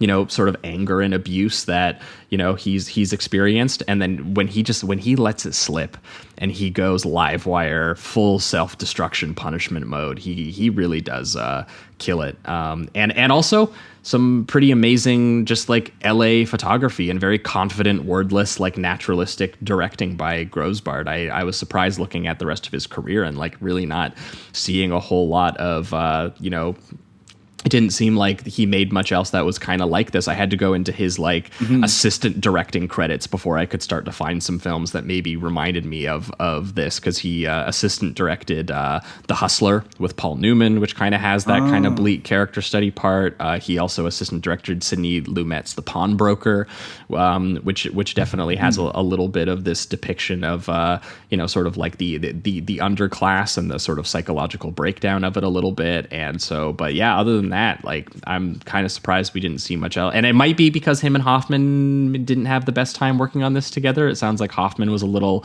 annoyed that he had to give up the directing chair, but they actually also didn't do the commentary together, which I thought was a kind of a telling choice. But both of them had respectful things to say about one another. They just, I think they got pretty upset and had some differences when they made the film. But the film is so confidently made and so well made that it doesn't really feel like it seeps into the film in my opinion. So no. It's such a focused, such a moving and desperate film. So I loved this. Yeah, I'm also gonna give it a 4. I thought this was awesome. Something I'm definitely gonna go back to as well. I really would like to see just that first half kind of recontextualized, knowing where this goes. And like I knew in a sense that it was kind of gonna have this doomed quality, but I just didn't know how much his character and how you kind of view him would change. And I found that really interesting. And I mean, Hoffman does such a great job of that kind of.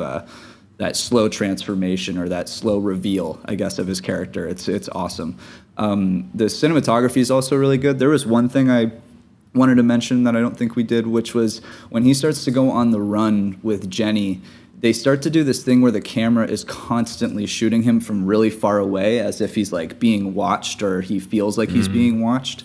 And I loved that sequence and the way that they shot it. It was very cool. And it's the guy that did, The Exorcist, The French Connection, The Taking of Pelham 123, Network. Oh yeah. So I imagine that guy not in New York, but he's in Burbank and like the Valley. That's what you're getting here. Yeah. And I think that this is just a really great nuanced character piece. So yeah, I'm also right there with you. I'm gonna give it a pretty strong 4. I would definitely go with you guys. I think I gave this a 5 when I first watched it, and then I went back down to a 4 on this last rewatch. Just from the fact that it is kind of a downer of a movie. It's not necessarily one that I want to like turn on all the time, like I would like Taking a Pelham 123 or something like that of this era of this like kind of gritty 70s crime drama.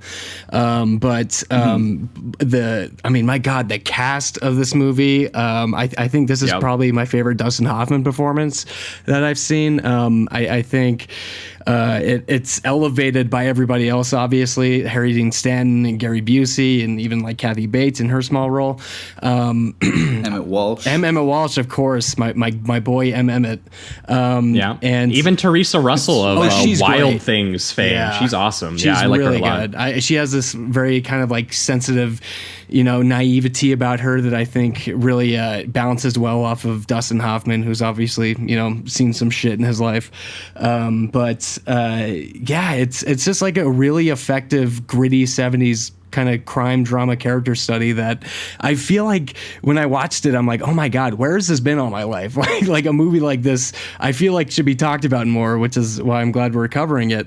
And it looks beautiful. And one thing I wanted to say too, which I don't think I mentioned in my notes, was the set design on some of these were really good too. Like I liked when he went to his girlfriend's apartment or house or whatever, just how like sleek and white everything was, and how kind of foreign it all felt, with him in this environment, and he just felt really out of place in something like this, just like the visual contrast of his life versus what she's living, and he's kind of corrupting her. Especially with that scene where he like walks in after the pawn shop thing, and it's just filthy from head to toe. Yes. So it's just like the white walls, and he's just covered in dirt. Yeah. It's so good, and it's just a beautiful looking movie too. I love the look of it, I think it's really one of the more underlooked movies of this time, and I really want to check out the Blu-ray and see the restoration that they did on it too, because I'm sure it looks great. It looks very, very good. And also, last thing I wanted to throw in too was the score. I just somehow did not mention the score at all. Yeah. Big jazzy romantic theme for that opening credits.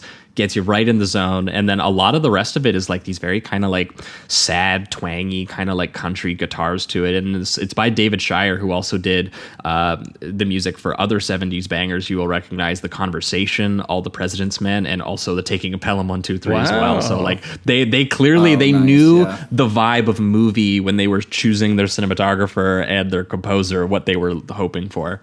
Nice. Yeah, definitely. They got it. But I think that is going to wrap it up for Straight Time. We are going to be right back, and we're going to be talking about Raising Arizona. Stick around. Oh, man. We're absolutely going to get him back. There just ain't no question about that. Give me that baby, you warthog from hell! Hey, you want to know another thing? I'm going to be a better person from here on out. Let's go get Nathan Jr. Raising Arizona. A comedy beyond belief. Well, it ain't Ozzie and Harriet.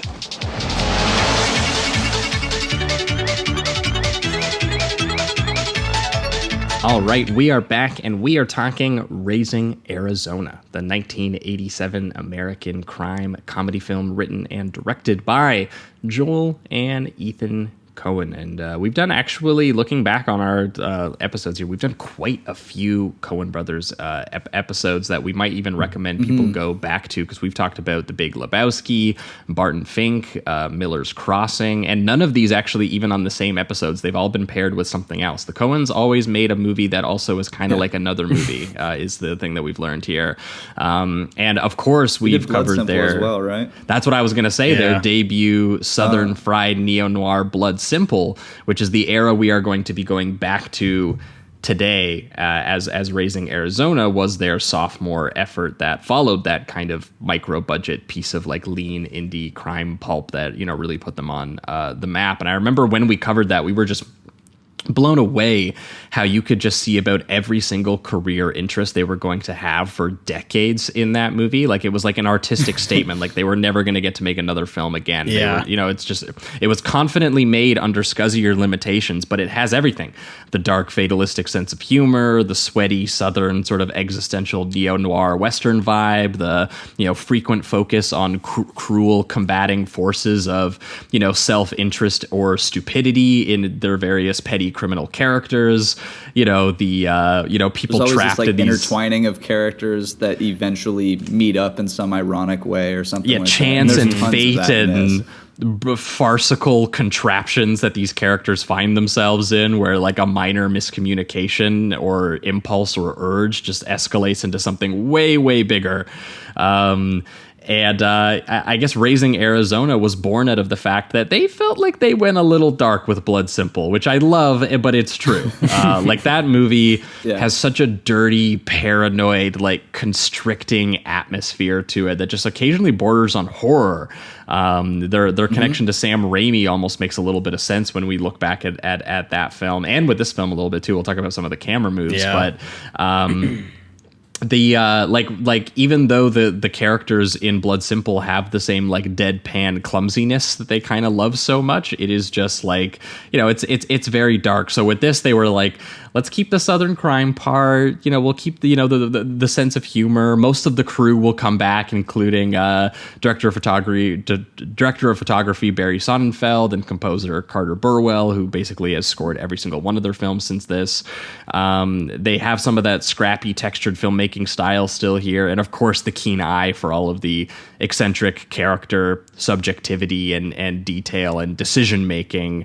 But they were like, you know, what if we tried to generate something a little bit more buoyant and compassionate out of it, rather than, you know, just completely pathetic and horrible greed as you see in some of their other films. And thus they created this iconic odd couple pairing of Hi, or H.I. McDonough, a manic ex-convict played by Nicolas Cage, and his wife Edwina, or Ed McDonough, played by Holly Hunter, who's incredible. This came out the same year as Broadcast News, which is just one of the greatest rom-coms ever. So I was like, Holly Hunter, she had one hell of a 1987.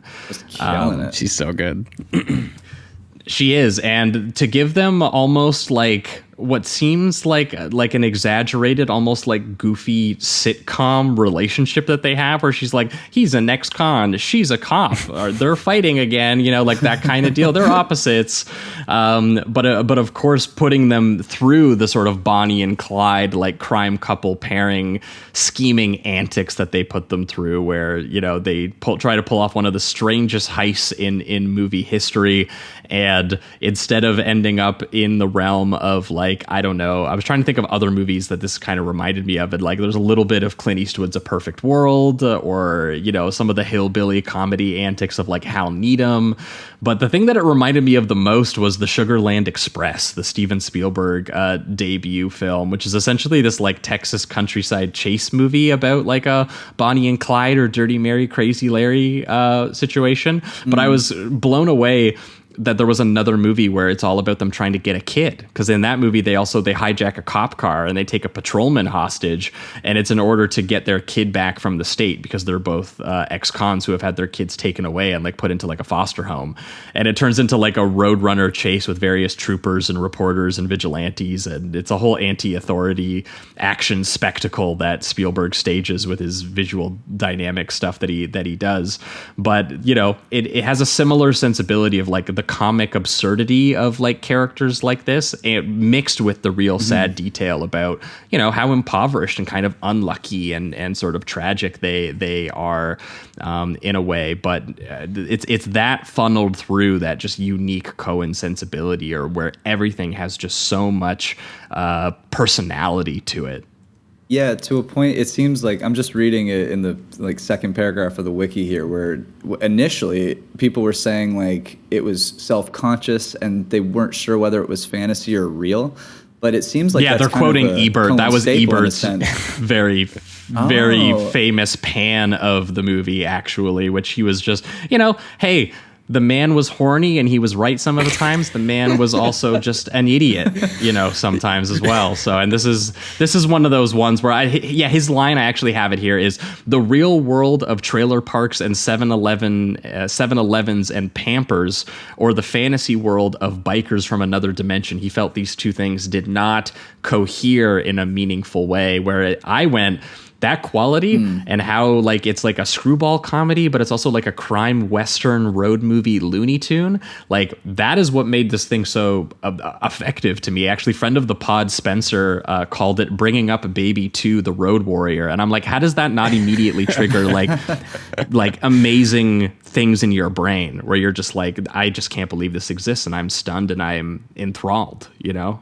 Ebert apparently found a way. And if anything, like that, I feel like we've talked about that kind of fantasy realism element that they bring to the table all the time. Like Barton Fink kind of has that similar thing where by the end of it, like Goodman almost becomes this kind of like fairy tale character in a sense. Yeah, symbolic. And he's surrounded by hellfire. You know. Yeah. I mean, they do that. Yeah, exactly. They do that so often. I mean, going to like Oh Brother Where Art Thou with the guy chasing the three convicts. He's a very like supernatural type figure. Even going to like No Country for Old Men, where you know Anton Chigurh is like another one of these like just deadly forces of nature who doesn't really quite fit with the rest of the movie, but that makes him that much more imposing. And correct me if I'm wrong, does Chigurh not also shoot an animal on the side of the road at one point too? Like he is almost the same function as the biker is in this film. He might. And honestly, there were a lot of parallels with him coming to Josh Brolin's trailer and the biker coming to H.I.'s trailer too. That's like, and he's kind of like checking out the place. And they use some of those like same sequences and shots and stuff when it comes to those characters in particular. But yeah, and although it's played for like comedy in this, obviously there is this sense of like mystery behind that character where it's like, maybe I have a lesson to teach you, but obviously with the way that they deal with Leonard in this, when we get to it, it's just like he's just this kind of like death rider or something like that. Like the first time you see him, he's just on his bicycle. He's filthy looking, big old beard, and he's just shooting every single thing that he passes, even to a point where he sets like a dandelion on fire just by zooming by it. So like it has that element, like doom is coming, but in this version, obviously, it's a lot more cartoonish. But I found the mix of like tackling some real world problems that some actual, you know, people have, some anxieties of both parental ones, financial ones. These characters are motivated by things that are recognizable, I think, to people in the real world. There's a quote that Cage gets at one point in the movie where it's just, you know, sometimes it's a hard world for small things. And that's the kind of character perspective that these people come from. And then it's like the rest of the movie around them is kind of trying to come up with this cartoonish dream where they could maybe almost become like folk heroes in their own way. Petty criminals can become sort of like romantic underdogs in a story and get into all kinds of antics that they get into. And I don't know, I found it quite moving at a certain point, and I did not find the mix of the two things like that confusing. I found it just exaggerated and heightened in an expressive way. And so I did not get that critique when I was watching I this. think it's odd too that was like such a driving point of like Ebert's critique or whatever of the movie back when it came out, in the sense that like, you know, this is like the Coen's second movie, and I feel like there's like a real like kind of humanity and like empathy in this movie for these characters that doesn't necessarily exist in some of their other future movies that they would make. And they love these characters more than the ones in Burn After Reading. Yes, I love the Coen brothers. Okay, they're like one of my favorite filmmakers, but like the way that they treat Burn After Reading characters versus this one is like there's a stark difference, you know. And I feel like they're like kill the stupid people in Burn After Reading. Yes, yeah. There's not that kind of ironic. And this they're like, I hope they find love and family. Right. Yeah. It's very endearing and it's very sweet, and that's not something they're really known for. So I think it's a good change of pace. Yeah, well, and I think definitely. That too, it helps that, again, they are just taking these characters, like, even if they are making them caricatures in certain regards, they are taking them kind of in their situations as if they were real and serious and really mattered to these characters. Like, Nick Cage is obviously playing High, who is this convenience store robber with a penchant for rambunctious chaos and destruction, we will say, and he has a lot of anxiety about kind of slowing down or settling down or becoming a quote unquote like a real adult, and essentially keeps getting locked up in his various tacky Hawaiian shirts and wild unkempt bedhead mop of hair and his fucking Woody Woodpecker tattoo that speaks to his wacky lack of so awesome in this. Civility and maturity and control. I love how he even explains his own backstory, where he's like, I come from a long line of frontiersmen and outdoor types, and he even at one point explains his sort of like class desperation, where he's like, you know, I tried to stand up and fly straight, but it wasn't easy with the sumbitch Reagan in the White House, and they say he's a decent man, so maybe his advisors are just confused. Like, he's such a sweetheart in that way, and I feel like they try to provide him with some of that energy too. Yeah, and I do love that as he's saying this thing where he's going on about like how, you know, he could maybe do better and all of that. He, at the same time, they're having him like go into a store and like get a shotgun out and like kind of have a smile on his face as he's doing it and walk in. And then as he's also explaining this, he's going in and out of the system like a crazy amount. It's again very cartoonish the way it is, to the point where even he's like across from the people that judge his parole, and they know him, and they're almost friendly the way that they talk. Oh, like, what's going on? Hi, welcome back, dude. Yeah, exactly. Like legitimately friendly, not just the fake stuff that you get from Frank in a Straight Time. And it's just funny because it seems like he's been through it so many times, and you even see it like 3 or 4 times, I think, in this 10-minute intro, that he's kind of he's made friends within the system, and he is he plays him very charming and caring, but cool, you know, a little bit, even with his chaos. Like, when I say cool, I just mean that he seems strangely confident within himself. He is a very I'll say it. He's cool. So. He's my idol. I'd love to be him. Oh, yeah. I mean,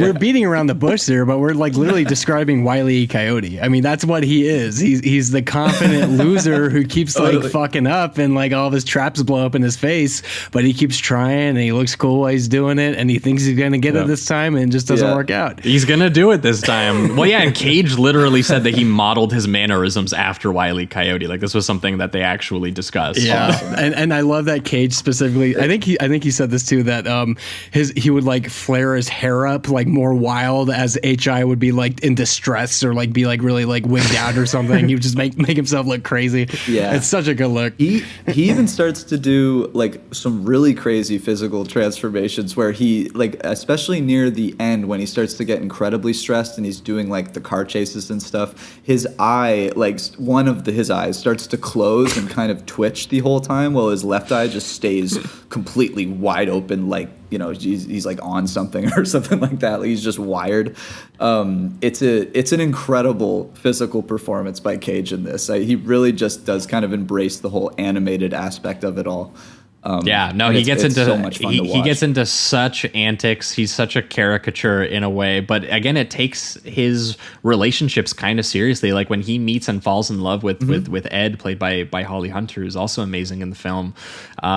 She is the on-site officer who's like there to just take his mugshots, and I laughed almost every single time that he got locked up and he had to run into her. He's like, "Oh, hey Ed, like what's going on with you this time?" And she's just like, "My fiance like broke up with me," and she's like crying her eyes out. He's just like, "Well, he's a fucking idiot," you know. And by the way, what's a pretty thing like you called Ed for? You know, there's something immediately very just like dopey and lovable about the chemistry that they have together that I think that Holly Hunter at one point calls like a fool's paradise, and that just rang so true to the way that they, you know, like they end up kind of interacting with each other throughout Cage's, you know, in and out routine through the prison system, where he's like, you know, he's friends with like the janitor with the gross mop, or the philosophizing bunkmate, where he's like listening to him while staring up at the texture of his mattress spring above him in his bunk bed. The Coens fucking love that POV shot of like from like a pathetic perspective or an undignified perspective of some kind.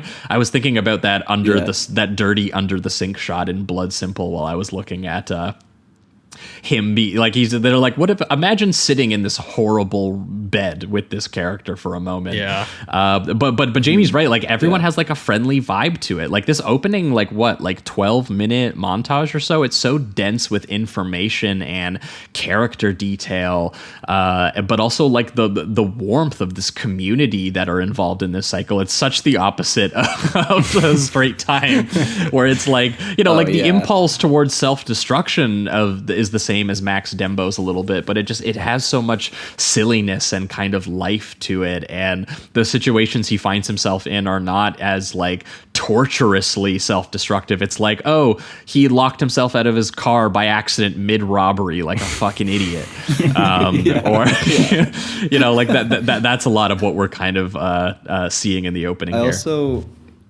I also love the details that he says about like it's a similar character in that he understands the system, but he does it in like funnier ways. Like he's like, you can't call it armed robbery if the gun isn't, like, if I don't have any bullets, like that kind of thing. Yeah, if the gun ain't loaded, it's not armed robbery in Arizona, which that can't be true.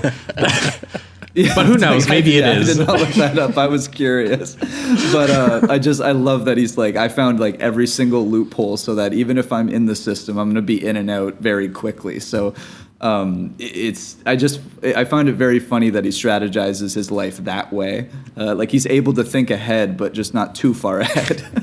Yeah. And one thing I wanted to bring up too is just like how meticulously like thought out and effective and quick this like 12 minutes goes by. I'm in the middle of reading Barry Sonnenfeld's book that he wrote recently, and at some point he wrote about, you know, like how storyboarded this movie was. Like they had every single bit of it storyboarded because they had to have like a complete movie ready to have the financing, you know, everything had to be locked in, and it really feels that way watching that opening scene or the opening sequence where it's just like one after the other and all these repeating shots too, and like it's so quick, and you can just get a laugh just from like one single frame, and it goes by in like 2 seconds, and it is like so good how quickly this thing moves. By the time the opening credits starts, you're like, oh my god, I didn't even realize that like the opening credits haven't even started yet. You know, it felt like a little mini movie in and of itself. I really love this opening. You know, it really moves by, and Barry Sonnenfeld's shots obviously are beautiful, great. I love the camera movements and absolutely, and the framing and the colors. It all works so well. Yeah, it reminded me, like, it's because this movie's 90 minutes long, and it reminded me very similar, just in the sense of how dense it still feels, of like I Am a Fugitive from a Chain Gang, which we just talked about. Same thing. It's just like they pack in a lot in this 90 minutes, and a lot of this is just great gags and like great character moments, but a lot of the gags and the jokes themselves are built within the personalities of the characters, which I love, instead of just like having them say just a general funny line. Like everything that you laugh at has to do with what you've learned previously about the character from like another scene. It's just really well written, and even the jokes are just well thought out when it comes to who is delivering which gag and how they go about it. It's very, very smart. Oh yeah, and such good like as Wyatt was saying, like again, it's such good visual control while densely packing it with gags and character interactions. And one of my favorite aspects of it was the insanely exaggerated production design of the entire thing. Like, it's so much of this by Sonnenfeld is shot on wide angle lenses, so you can see so much of these various rooms. And sometimes just looking at the room that a character stays in, you will be like, oh, I totally know who this fucking guy is. Like when you have that fucking Nathan, Arizona guy, he's like, look, it is exactly 8:45 in the PM, and I will be down at the store in exactly 12 hours to kick me some butt, or my name ain't Nathan, Arizona. And he is on like his lazy boy chair in an entire like leopard print living room. Like, you need it's 5 seconds and it's an entire world. You have imagined an entire movie with this man, and you know this, and that's something they've just always been so good at doing. But it's so important in a movie that is meant to be, you know, so like how fast and light on its feet as this is meant to be, in the same way that these characters are kind of uncontrollable. Because even though it seems like, you know, when High gets out and he proposes to Ed and they are a couple and it seems like everything kind of might be coming up their way, obviously the big sort of wrench thrown into their lives is that Ed can't have children. And the way that fucking they write it is so horrible, where he's just like, you know, she looked as fertile as the Tennessee River, but her insides were a rocky place where my seeds could find no purchase, which is just definitely one of the meaner lines in the film that you can tell has that Cohen stamp on it. But also it's a sense of like, well, the answer to that would be go and adopt a kid. And that's where you get, you know, he's an ex-con, and that's where you get the sort of financial desperation and the class desperation of it too. Like, it's a detail also raised in Michael Mann's Thief. There's a whole scene where James Caan's freaking out that he can't have a kid, even though, you know, he's got a good job, he's got money, he's got a good partner. Like, they could be good parents, but yeah, he's an ex-con, so he doesn't deserve to be able to have that aspect of his life. And these characters are also given that, where they're like, we are deemed unworthy of having the sort of life you are told to aspire to, especially in fucking 80s Reagan America. So they were like, fuck it, we're going to take it into our own hands. What's that? The Arizona Quins, the quintuplets are being reported on the news. And also I like the detail that they only exist because the rich guy could afford the fertility drugs. So basically he had childbirth on steroids, which popped 5 kids out. And they go, we're going to kidnap one of those fucking babies from this regionally famous furniture salesman. Which is such an incredible premise for a movie, I just have to say. Yeah, the headlines even like, we have more than we can handle, basically just like, come steal one of these babies. I love also the gag. It's very simple, but I found it to be really funny just in like the format of it. When Nathan, Arizona, it's that same shot that you were talking about, Josh, where it's just like him and his wife in the living room. It's the introduction to the rich family, and he's like Arizona residents, and then it pops up on the font, and then I think he says the day and the date, and then that pops up on the font. He's like, it's 8:45 p.m. and in 12 hours I'm gonna go and kick your ass or whatever, and then 8:45 p.m. pops up. Like, it's just this kind of like editing font gag for no reason, but for some reason I got a kick out of that one too. I thought it was funny. No, man, I loved this. It basically hits the ground running. Like, once it finishes this opening bit where it establishes, you know, the history of these two characters, you know, where they're thwarted, what they're feeling, what it is they're gonna do in order to, you know, actually achieve this sense of normalcy. Because both of these films are just about characters who are desperate to get the things that they are told they are supposed to have to live a normal domestic life. Right. And, you know, but these characters are willing to go to some insane extremes in order to pull it off, including, you know, Nick Cage literally breaking into the mansion, going into the baby room where there's this giant oversized crib that basically looks like it's from a cartoon involving a stork, and insanity just ensues and never stops from this moment where and it's totally grounded in the, like, you know, we thought it was unfair that some should have so many while others should have so few. And you're like, yeah, you know, it's a sentiment I kind of understand. And then it's like, now Nick Cage is sweating and wrestling like 5 babies, and they're all trying to escape this room. Yeah, it's so amazing that the Coens have just enough real ideas baked into this that they could make a more dramatic, meditative movie about class dynamics and the injustice of who can afford or have the opportunity to have the American like nuclear family, and that these characters have been just deemed unworthy of, and their vision of these real world anxieties and frustrations, which we just talked about, authentically realized and grounded in Straight Time, are instead like a Wile E. Coyote dream world, where there's low angle shots of Nick Cage just sweating his ass off, the ticking time clock kicking in, floating tracking shots as babies are literally like jumping on him, and like it's turning into this like entire like they're trying to escape their room every time he turns his back on them, and he eventually gets one out, or he doesn't get one out, and he's like, the babies are too much. Like, I can't handle that shit. It was horrifying in there. They were crying. They were all over me. And Holly Hunter's like, of course they were crying. They're fucking babies. Like, go back in there and get me a fucking baby. I'm not leaving until you bring me one back. And, it's just, the whole chaos of where this movie goes from there is just, it's breakneck. Yeah, and there's so many like ways that they use the camera in such a great way in this. Like, I love the shot where it's down the hallway and Cage is trying to like get like 3 babies that are crawling around, and he gets it at the last minute before the wife makes an appearance in the shot, like coming up from the stairs. And then there's another great one where he goes back and he's looking through the window, and he's kind of got that same wide-eyed, kind of wired look to him as he's going back to get the baby, and the baby's getting bounced on his mother's shoulder, and you get like a POV of the baby, kind of like the camera shaking, but you see Cage's just really wired smile. It's just so funny and fantastic, and I also love the line that he says when he gets back and he finally gets Nathan, and he's just like, I think I got the best one. Yeah, I think like it's Nathan the Jr. best out of the litter.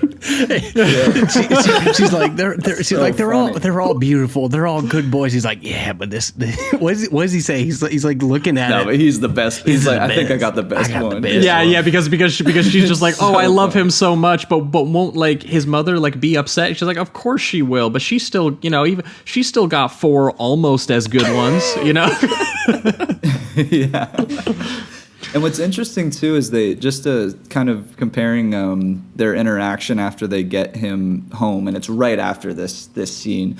It's similar to what they were doing with Willie and Kathy Bates' character in Straight Time, where Willie kind of has this like rough around the edges parenting style, where Kathy wants him to live a more normal life and a more normal upbringing, but they do it, of course, in a more comedic sense, where Cage is like, look at him, he's an outlaw, he's a little scandal, listen to anybody.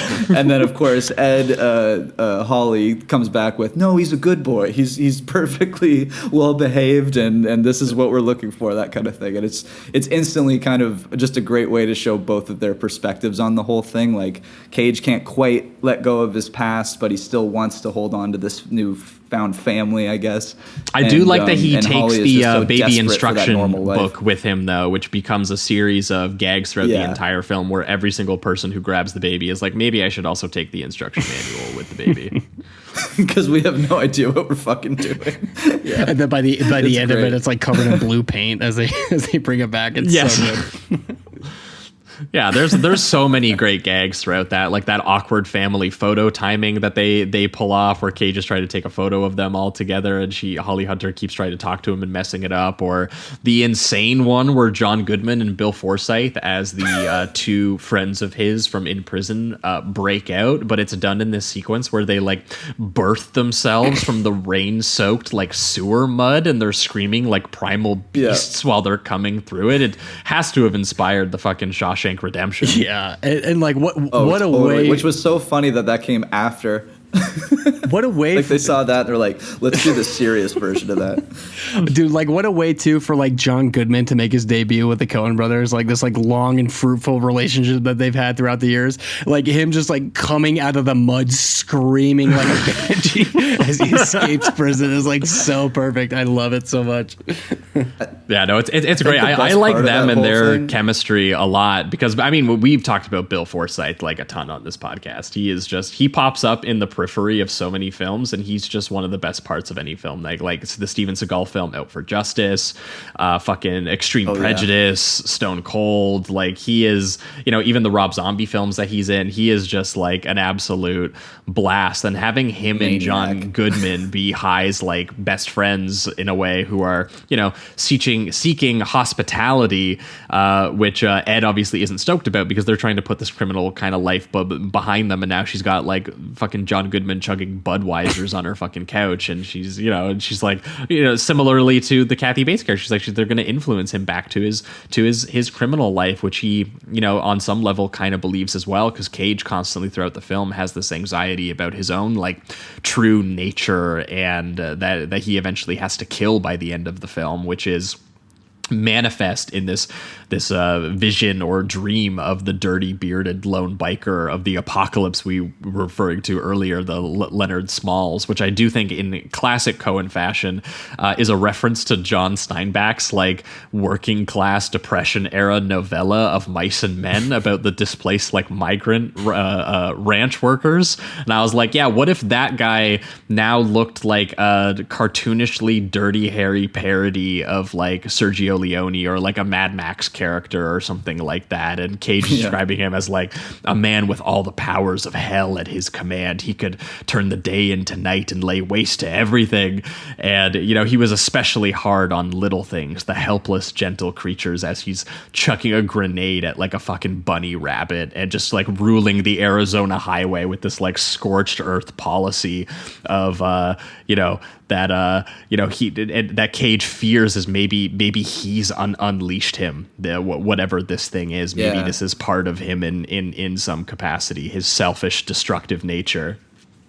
Yeah, it does that like awesome point of view shot with first it goes along the ride with this kind of like this Leonard, this rider, and he's like, I think we already mentioned it, but he's like, he shoots a lizard and then he shoots a bird or something, and then he sets a dandelion on fire or something like that.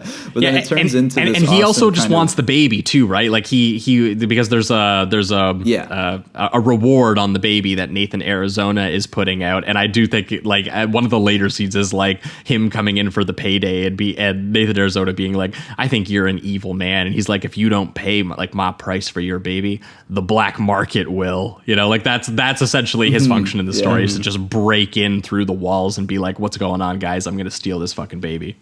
And I also love at the end of that scene, or the dream sequence, it kind of goes into his like mixing it in with Herbert's guilt, and he's kind of like, they have that awesome POV shot that goes from the rider, but then it turns into like the camera goes over a car and then up a ladder into a window, and then it shows the mother realizing that one of the babies has been stolen, so she screams, and then he wakes up. But just the camera work on it is awesome. It's almost an Evil Dead shot, right? Yeah. Speaking of, we were just talking about that. I was gonna say it's very Sam Raimi of that time, Yeah. Yeah, I mean, you can tell that they were best friends with Sam Raimi, right? They were both inspiring each other. They were I forget who it was. Was Sam Raimi was the one who gave them the idea to do the like mini trailer that they did for Blood Simple that had Bruce Campbell in it, right? Yeah. So like you could tell that they were swapping notes a little bit, and there's some athletic camera movement in this by Sonnenfeld that was not in Blood Simple, which was a little bit more reserved. Like had some great camera work, but like this is so animated and comedic in a way that definitely is more Raimi. And that's one thing I think I miss from some of the Coen brothers comedies too. I mean, like I don't know. I'm a big fan of Sonnenfeld's comedic visual style. He's very like anti-panning the camera. He wants everything to kind of be stationary, and he doesn't think it's funny when you move the camera from left to right very much. And he uses these big wide angle lenses, and the camera definitely feels like a character in of itself, within this context of the movie. And Like, it really feels like too that, you know, they made Blood simple. They got the movie that they were trying to get off the ground for a while, and then they actually got a chance to make like this like new thing, and it's like, okay, well, we have this chance, let's just like go balls to the wall just in case like this doesn't work out or something, you know. Let's just like throw everything that we can at this and just like go crazy screwball comedy. And I feel like Barry Sonnenfeld's cinematography really speaks to that, where like everything is just like, it's so fast paced, it's so off the wall crazy in a way that the craning, the tracking, and it's just like every mugging face so that's good. like warped by the various angles that he's doing. Like the POV shots are so distorted and crooked in the way that some of the characters obviously are, and the colors are so vivid of the desert and the sky, and yeah, it's unbelievable. One of my favorite I guess it's not an introduction, because we did get that phone call with him while he's in his living room with his wife. But when he's starting to interact with the public because they realize that that the baby's been stolen, and Mr. Arizona is taking these interviews, and he says something like they're like which son was stolen? He's like, Nathan Jr., I think. Like, he just has no fucking idea, really. It's almost like he just views them as, you know, his property rather than his actual sons. He doesn't seem like to have much of a connection with them outside of the ownership of them. They do a little bit of a change in his character by the end, I guess, but the cartoonishly uncaring father act that he does in the first half of the movie is very funny, I thought. Oh my God. Yeah, I mean, one of my favorite... I was going to say, one of my favorite aspects of this is that all of the visions of like what the normal families are supposed to be like are basically just as chaotic as they would be as parents, which is like one of my, you know, it really speaks to the point that they're trying to make, is that these characters should be, you know, are worthy of the same lives that these other characters are who are able to afford it. One of the best examples of that is, speaking of, again, the insane cast on this, Sam McMurray and Frances McDormand show up, and they have an insane fucking scene where they're playing Glenn, his foreman, and his wife, and they are meant to be the more like respectable friends. They are social engagement set up by Ed to be like, well, let's not hang out with your prison buddies, let's hang out with these people. And if anything, they are more vulgar and chaotic than his ex-con buddies. Like, his kids show up, they're destroying his car, destroying his home, vandalizing everything, writing fart on the wall and breaking shit, just fucking shit up with sticks. At one point, Frances McDormand, and God bless her for how she's able to deliver stuff like this, but she, with complete sincerity, she's like, hey, take that diaper off your head and put it back on your sister.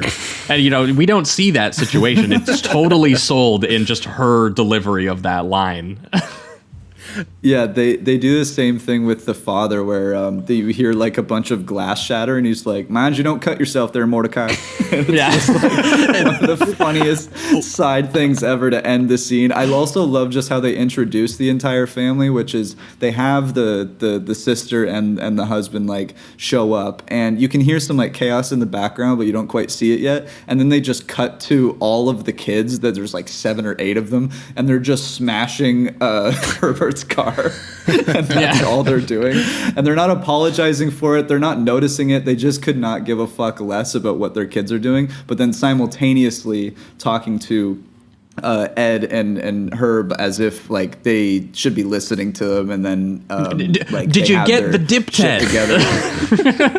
Did you get his iodine? One of the great improvised moments, I think, was he did this during rehearsal, and the Coens were like, "Don't do that again, but we'll use it." Was when he's talking to Nicolas Cage, and this kid's like writing fart on the wall, and he turns around and he has like some nuts in his hand, and he throws the nuts at the kid. And he's like, "Hit the deck, boy!" And he like smashes against the wall. It was like one of the funniest things, dude. I love that kid writing fart on the wall, dude. It cracks me up every fucking time. Yeah, it's like, why is he doing that, man? He's like, his writing's getting good, you know? And you can tell immediately, like, the anxiety is like, oh my God, this is what I have to be. This is what a normal fatherhood is like. Like, and Cage is like immediately like overwhelmed. He's talking about how suffocated he is, to the point where he just punches his boss in the face. Now, there's a couple other reasons too. It's also the awful like Polish jokes that he keeps telling over and over again, and suggesting that they do a wife swap. He's like, this is not respectable at all. Like, I would rather, my I have better friends that I made going to prison every week than I do with these people, and and so like this actually is what results in him reverting briefly back into his old life of crime, because he's like, man, I don't think I want to be part of this decent folk thing. And when they're driving home that night, by the way, one of my favorite details of this whole thing is that he robs convenience stores, and the detail that's included in the script is that he's writing, he robs convenience stores literally because it's convenient, because it's on the way home. Like and like that's just it. That's the only reason. That's the only thought process behind why convenience stores. I also love the fact that when he goes into the store, he has this kind of initial physicality of him, like he's not going to rob the store, because he's just grabbing like Huggies and underwear and whatever else he needs for the family. And then just as he's like just casually walking with the Huggies in hand, he puts down the pantyhose and he's like, let's fucking go. And this is one of my favorite sequences in the entire Coen brothers career. I called this the Huggies heist. This is just an incredible sequence where he walks up to the clerk and he's like, I'll be taking these Huggies and whatever cash you got. And it just turns into one of the most crazy cartooned, like controlled chaos set pieces I've ever seen, where the pimple-faced, brace-faced cashier whips out like a dirty, hairy Magnum. The fucking cops come rolling up, flying over the fucking hills like they're in Smokey and the Bandit. A bunch of stray dogs and a truck driver get involved in this chase. It's so crazy energetic, and the cutting and the camera movement and the use of the wide angle lens tracking shots as they get into the various crashes. The fucking baby is doing mugging faces and like covering his eyes throughout this sequence. I was like flabbergasted by this. Like it had been quite a few years since I had seen this, and I was going based off memory, and I did not remember how fucking long this sequence is. Oh my God! This was the very first sequence. There's just so many moving parts. This was the very first sequence I have ever seen from this movie. My dad was like watching it one day when I was a kid, and I walked past him, and like it was like the scene where Nicolas Cage is running through the supermarket, and there's all these dogs chasing him, and there's like guys shooting shotguns and shooting diapers and all these things. I'm like, I have to see this movie, whatever this is. Like, I need to see what the rest of this is about. And I don't know. From my point of view, I think this is like one of my favorite chase scenes in any movie I've ever seen. Like, it is so good. I will go back and rewatch this scene again and again and again just on its own. And dude, Cage flying through the windshield onto the lawn and saying thank you. One of the greatest throwaway details of the whole thing. Running through the living room while Nathan Arizona's commercials playing and the family's just sitting there watching it. Like cops are going through the living room and there's like handheld shaky cam. It looks like you're actually watching Cops. It's so good. It's crazy. And then just to add the gag too, that like there's an actual just a group of dogs that have been unleashed, and they end up going through the open front door through the house as well. And then it like ends up with the clerk that's been chasing them, the cops that's been chasing them, the dog, the old man that he's in the truck with. I think the clerk gets tackled by the dog, and then he eventually finds his wife and gets into the car with them, and they escape from the cops. And the cop gets run over by a screaming woman with a grocery cart who is being chased by the dogs. One of the greatest things ever. And every woman in that supermarket has curlers in their hair for some reason. Yeah. It's so cartoony. It's great. And he still gets the Huggies, baby. Still gets him. That's right. Yeah. Yeah. And well, because he's like, you know what? I need to do this. This is like part of who I am. And he knows that, Ed, who partially gets him involved in that set piece because she drives away with the baby and, takes away his getaway car, which turns it into the crazy foot chase that it turns into. But he realizes that, he can't, put her through that. So I do like that he leaves that note with her, and he just delivers one of the like, it's time to go back to the old me, but in like the most like hick poetry note ever, where he's just like, I hope you both will understand that I've decided that I've got to do this. I'm going to be gone. And I can't be the man that you need me to be, the husband, the father that little Nathan deserves. My genes got screwed up, And, I don't have the strength of character to raise a family in a manner befitting a responsible adult. And, I'm going to go out, back into the world. And I think he's even trying to be like fancy with it too. He's like, I cannot tarry. Better I should go this evening and let you curse my name, your loving Herbert. In a movie like this too, like I was fully expecting him to like pick up like a stick with a knapsack on the end of it and like walk out the door. like it's like so on the nose. It's going to go hobo mode. Yeah. No, it turns into like more chaos where like Glenn the foreman is trying to blackmail him over the baby once they find out who he is. Goodman and Forsyth overhear that blackmailing and then start being like, we're gonna fucking take the baby, which turns into like this whole fucking sequence of Nicolas Cage riding John Goodman's back and POV shots of his like spinning legs being flung through his own walls and his like mobile home and everything. Just fucking wild. One of my favorite details of that entire fighting sequence is when Cage lifts his hands up to give him like a big pounding and he just scrapes his hands off the jagged edges of the ceiling because of that like weird drip dry paint that some people have on their ceilings or whatever. That like small intricate detail I just loved that. I just couldn't believe they thought of something so specific. It's great and I love the way it's incorporated. Yeah, like that and just the level of minute construction is just so insane. Some of the editing choices when Forsyth and Goodman drive away with the baby and they're like, they're singing their nursery rhymes from the parenting book and they're driving away and you can hear them singing in the opposite car while Holly Hunter is approaching the home, driving in the opposite direction, and you can see her going, oh my god, good riddance, these fucking ex-cons are finally out of my fucking home, not realizing that what she just heard was them singing to the baby. And then insta cut to her sitting in shocked silence on the chair, presumably Cage ranting, just telling her what happened, and she's just like, you were right, honey, I gotta be a responsible father now, I gotta get Nathan Jr. back, and he's like recklessly waving like 2 pistols and a shotgun around. He cocks the shotgun. Let's go get Nathan Jr. And he's fucking stoked he's back in a situation where his old ways are even called for. Yeah. He's like, we gotta fucking do it, honey.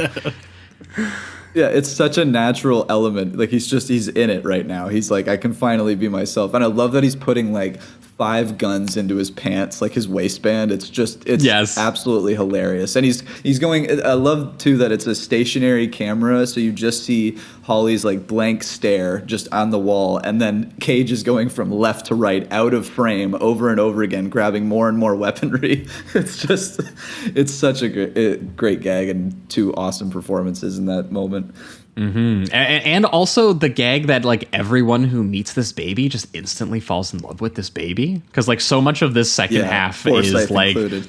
Is Goodman and Forsyth just being like, oh man, we're gonna call him Gale Jr. He's our kid now, and and at one point they talk about calling him like Herbert Jr. as well, and no one can decide what to name him other than it's a vision of their future, and it turns into these hilarious moments where they get so distracted, like sticking up like a fucking gas station or whatever it is, that they accidentally leave the baby on the hood of the car and drive off, which we find out in a sequence where like the baby's just not in the car anymore, and we have to remember where they left the baby during that chaotic sequence where they're pulling the robbery, and the character, like, we're putting it together at the same time as they're pulling it together, and the payoff is Bill Forsyth and John Goodman fucking wailing like large babies for like 3 straight minutes, like pounding the car, turning it around, realizing that they maybe fucking killed the child when it flew off the top of the car while they were driving away. It's so good. Cut to the baby just chilling and like smiling comfortably in his car seat in the middle of the highway, prepared in a low angle shot where like any car is gonna fucking turn him into a pile of meat, And that great shot too, which they do twice, which was like it was shot in reverse too, of the car like coming at the baby and like this like high speed and just like skids its brakes and stops right before it hits the car seat. Like it's like right like on the edge. It looks so scary when it comes for that fucking baby, man. I also love this like completely unnecessary gag, but it just once again adds to the chaos and adds the personality of everything, where when Forsyth does the robbery and he's just like, okay, man, I want you to get down on the ground and I want you to count to 900 Mississippis. And when and I'm going to make sure that you do, because I'm going to come back and make sure that you've done it, which is obviously just like an open threat or whatever. But because they forget the baby, they do come back, and it cuts back to the clerk going like, 891 Mississippi. Yeah, he's like, oh, this is fucking bullshit. I'm not going to count anymore. And then he just hears them screaming and the car flying down the side of the highway. He's like, oh shit, go back down. Yeah. And he's just, it's so silly, and it's like unnecessary, honestly. Like, he's disconnected from everything else that's going on, but it's just another great gag in that context. And they're so good at it. I love the other old man too. He's like, you want me to get down or you want me to freeze? Which is it? Yeah. Get down and freeze. Oh, yeah. He's like, if I'm freezing, I can't rightly drop now. And if I drop, I'm going to be in motion. You see, he's like, shut up. John Goodman's like wigging out. And then when they're like starting... Yeah, and they're starting to panic, so John Goodman kind of loses sight of like what he would be seeing if he were to tell everyone to drop. So he's like, "Where the fuck are all the tellers?" And he starts to freak out about that. And Forsyth they're like, "We're all down here, you just sir." Told them to drop. They're behind the desk. Yeah, exactly. And then they start using each other's real names and start yelling at each other for that. It's just such a terrible robbery. And they forget the baby in the robbery sequence as well. Like, this movie is like such a crazy farce of just like repeating images in these way. And it's so funny because they're escaping, and obviously they're escaping with the money, and the blue dye pack explodes all over them and gets all over the book and over the fucking balloons that they were buying too. I did like that throwaway line where he was like, the balloons, any funny shaped balloons? He's like, nope. Unless round is funny, because they were trying to get some balloons for the kids. They're like, I guess the babies like balloons, so whatever. And just every single detail that they establish just keeps coming back into the set pieces. Because like when they go back for the baby in the middle of the road because he fell out of the car again, the biker gets there first, and it turns into this crazy bit of action where, like the biker is grabbing the car seat with one arm off the middle of the highway and then spinning around and, shooting the shotgun blast into their windshield with the other arm, tossing the grenade into their car, and having these crazy overhead like drop shots as Cage and Holly Hunter both run from the doors on both sides. Like, there's so much slapstick creativity to all of this that they must have the craziest script supervisors in the world to be able to like maintain the level of detail of like, she gets Nathan Jr. and she takes off through the bank, and everyone is still lying in the same spots that they were when they were getting robbed. And they're like, hey, everyone, like, welcome back into the bank. And they literally, some of the characters lying on the ground have to roll out of the way of the motorcycle ripping through the fucking bank. Like, it's so crazy how just all of these elements keep stacking and building and just getting more ridiculous. Yeah, and even the fight itself and the way that this Leonard goes is completely over the top and crazy. Like, this is just straight out of like one of those action movies that we've watched with a giant rocket launcher bad guy explosion at the end kind of thing. Which is just talking about it like a Death Wish movie. I was like, what is that, Death Wish 4? Yeah. I'm trying to remember. Dirty, one of the Dirty Harrys, he does Death it too. Wish 3 and 4. Like, oh yeah, there's like 2 rocket launcher explosions in that series. Yeah, so yeah, Rambo 2 has it, I think. Like, it, and with this one, it's just like he pulls the grenade as he pushes him away, and then I love that his character Herbert is so sweet still that he looks at the guy and he's like, sorry. Yeah, he kind of feels sad about it a little bit. Yeah, he's like, this was just kind of circumstantial. My bad, our bad. Who knows? And that kind of thing. I want to put this out there too. If anybody knows like how this shot was done, it's bugged me ever since I've seen this movie. I can't figure out how the hell they did this. It was a shot where the biker throws the knife at Cage, and he's holding the wooden plank, and then the knife like hits it.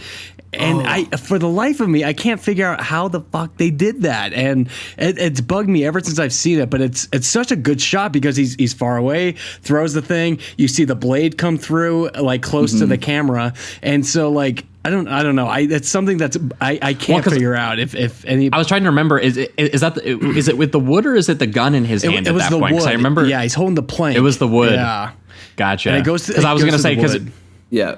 Because I remember he does that as the reverse of what happens to him, because he gets shot and the knife gets shot out of his hand or something like that, right? Yeah. And then with revenge, he's like, well, I'll knock your shit out of your hands with a fucking knife.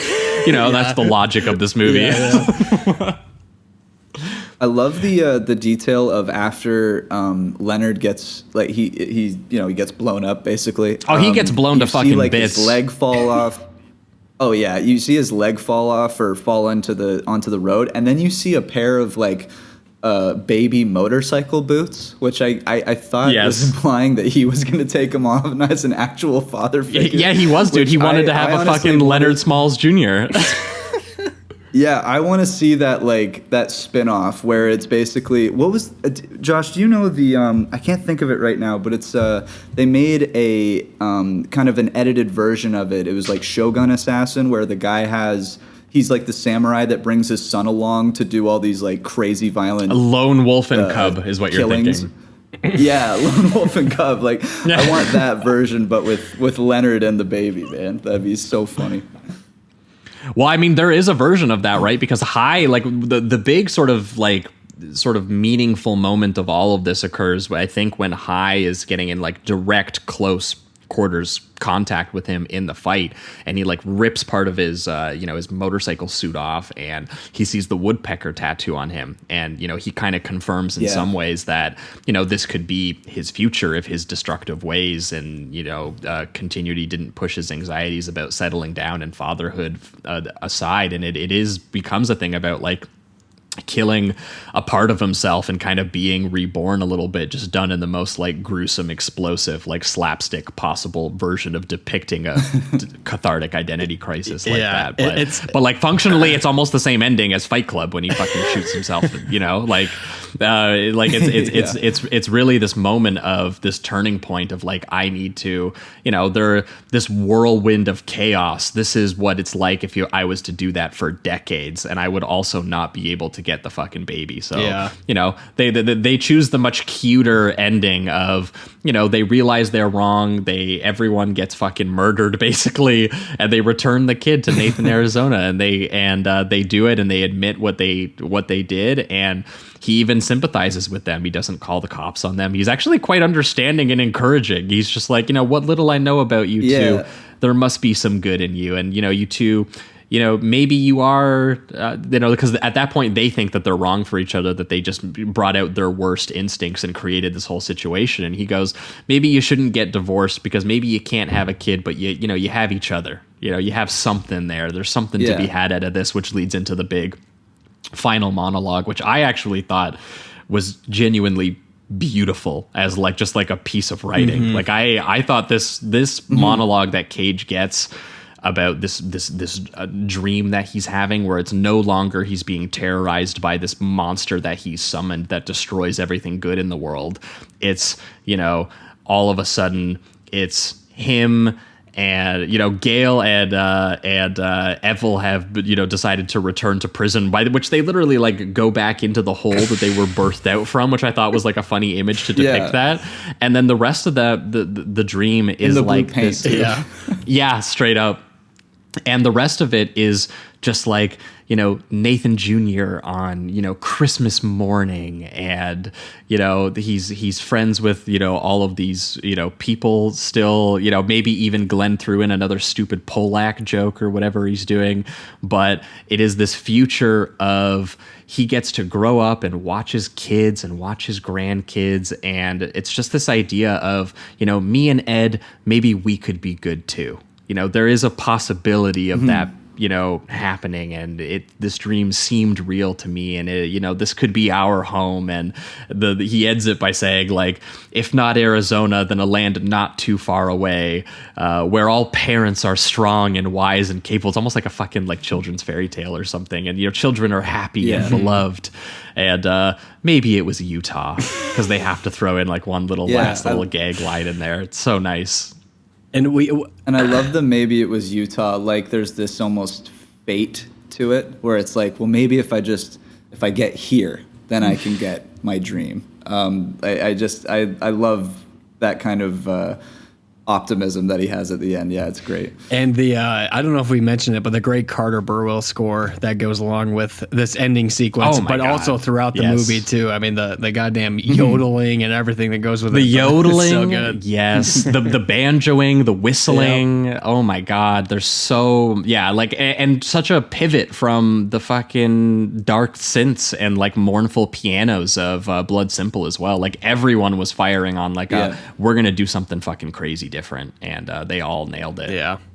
Yeah, having the yodeling while you're going through that sequence of him, stealing the Huggies and then going into the old man's truck and being called by the cops, and the clerk is going after him, and the dogs. Like it's just, it adds so much to the vibe. Of course, you got that southern vibe, but even the comedy a little bit, because it is kind of at least in this context, a really silly thing to listen to. So, the score in this is awesome as well.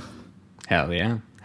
But I think that is going to wrap it up for Raising Arizona. So we should go into the reductive rating round as well. And I'm a little bit struggling on this one. I might let you guys go first. Okay. Nice. I'm right in there with it's another strong 4, honestly. I don't know if this would ever get to the masterpiece status, but I will say that it'll be something I watch all the time. Like I love how lighthearted it is. I love how strangely optimistic it is, especially coming from the Coens. And to see them do something like this, to have a little bit more positivity, but still have all of their incredible kinetic gags and their pacing and their timing of things is just unbelievable. Like I said earlier, I love that all of the comedy is built within the characters most of the time. That are just some really good action sequences he does as well. But that scene where Holly is just blankly staring as Cage just goes on about trying to be a better man, but loading 5 guns at the same time and putting them in his waistband. It's hilarious, and it's just such a good understanding of the character and also the tone that they're trying to strike. And I'd like to see them. I mean, I guess they decided not to work with each other. Yeah, I'd like to see them make anything together again. But it would be nice to see them come back to this a little bit too. Alone? I guess this was Joel alone. They were all credited as Joel alone, even though they basically weren't. Yeah. Oh, okay. Yeah. So what was the first one where they co-credited? I can't even think. Is it like Lebowski or our brother? Maybe one of those. I want to say it was later on. It might have been around the. It might have been Oh Brother. I can't remember. Oh my god! Yeah, no, not even Oh Brother. I'm trying to find where's the first one where they were both credited. Oh my god, where is it? Oh my god, Jesus. Is it? Oh my god, it might be No Country. Was it No Country? Really? That's fucked up. If so, no, but they basically said that they've been directing everything together since even when Joel was solo credited.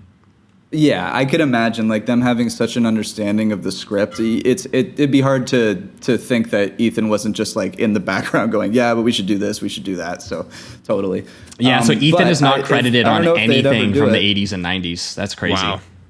Yeah, that is wild. I really didn't know that.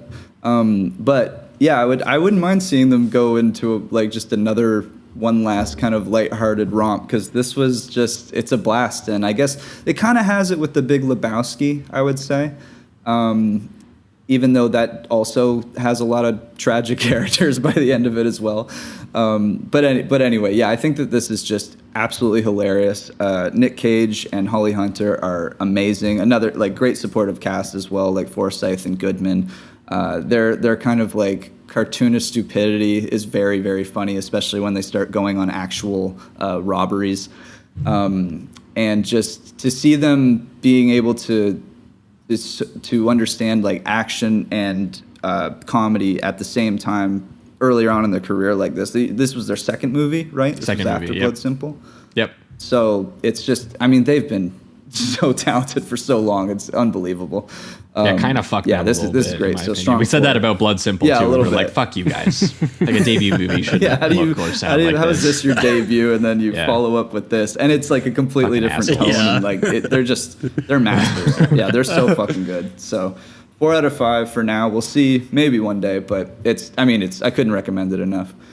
Hell yeah. This is a pretty easy 5 out of 5 for me. It's hard for me to separate my feelings from it because it was such an informative movie when I was young.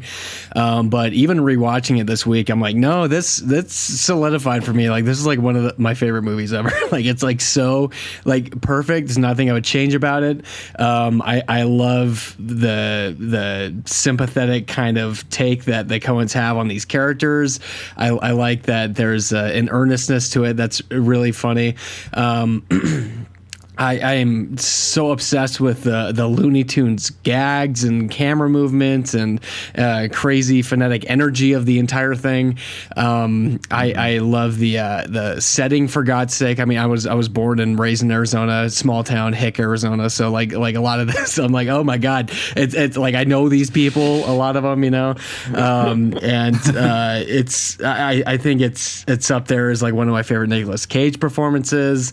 I think Holly Hunter plays off of him really well. She's so goddamn funny in this movie. And I think it was such a crazy change of pace from what they did with Blood Simple to and it was such a bold move to like go from something as bleak and dark as Blood Simple was into something as completely like off the wall and funny and crazy as this one. Basically, you know, showing people that we can do both of these things, and they kept doing that throughout their entire career. That we can do. Yeah, well, because then it was right back into Miller's Crossing, which was fucking harrowing. Yeah, so it's like back and forth. But it was so smart of them not to get pigeonholed into, you know, we only do these types of movies, and it's a great representation of like, you know, what they would do in the future and everything too. But I just think it's solid all around, and it's such an impressive second movie to make. It definitely makes me jealous of like how good it is and how well it holds up. But yeah, I think this is perfect. So this is definitely a 5 out of 5 for me. Damn, yeah. So I'm gonna go with what I did on Blood Simple, which was I went with the Jamie 4, which is like the classic 4 that has been constituted as like the one like where, you know, you're maybe like a smidge away, but you feel like another watch and it'll get there. That's what it feels like for me. I felt that way about Blood Simple too, because I've had, it happened to Fargo too. Fargo was a movie for the longest time where I was kind of like, not my favorite Coen Brothers movie, but like really, really good. And then I saw it on a 35mm print like 2 years ago, and I went, fucking idiot. That's one of the greatest movies that's ever been made. And so like I have this feeling with all of their movies in a way where I just feel like, is that really one of their best ones? But it's also an issue where like if this was made by anybody else and it was like, you know, it would be their masterpiece, you know? Like this is only a Jamie 4 in the context of the Coen Brothers is the thing for me. And because for all the reasons we've already said, where it's like incredible mix of screwball comedy, crime movie, western movie, road movie, like straight up Looney Tune cartoon shit.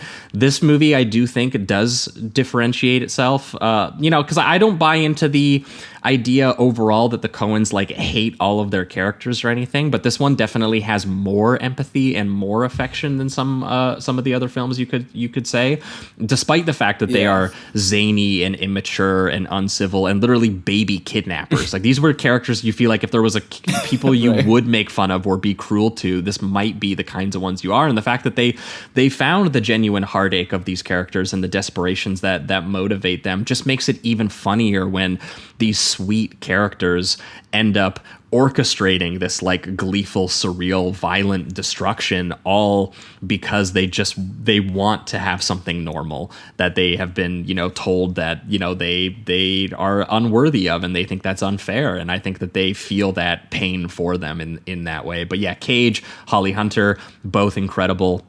The Wile E. Coyote energy that Cage brings to that fucking character, who is just, it's so up to speed with exactly what Sonnenfeld and the Coens are doing with the distorted, athletic camera movement that turned Arizona into a playground.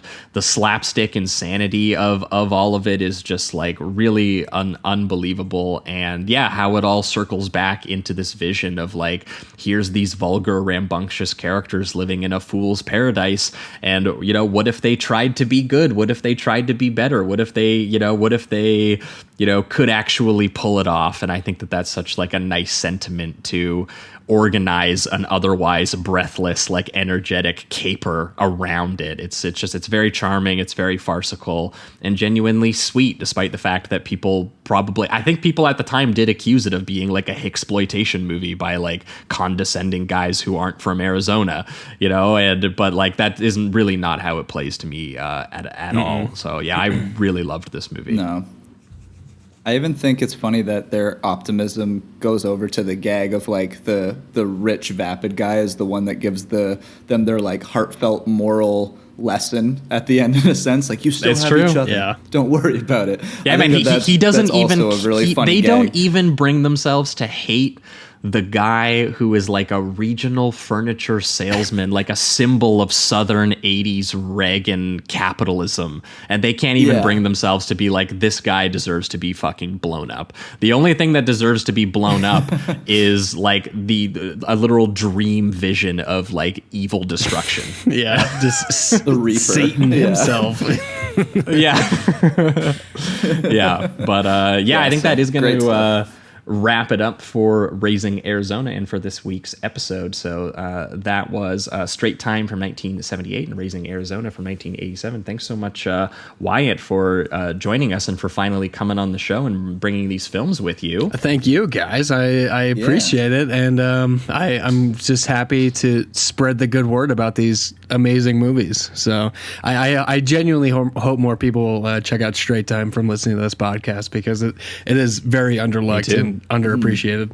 Yeah, if you've got anything to plug while you're here, this is usually where we have people do that, even if it's just the Twitter or anything. Yeah, you can follow at Wyatt Duncan on Twitter. I'm always posting bullshit, just stupid idiot, stupid bullshit, whatever. It's just all dumb. But it's you can follow me there, and you can watch Oppenheimer in theaters next month. Dude, look at him. He's on the press tour promoting Oppenheimer. Let's go. I'm not saying I'm getting paid for the more people who go see this movie, but you should go check it out just to go see my big screen debut. It's You're gonna be a star. We spent several months in the New Mexico desert last year making that film, and it was quite the special experience for me. So I'm very excited just to see it. I can't wait to check it out, and I know there's some good shit in there that people are really going to be talking about. So go check it out. Hell yeah! Awesome.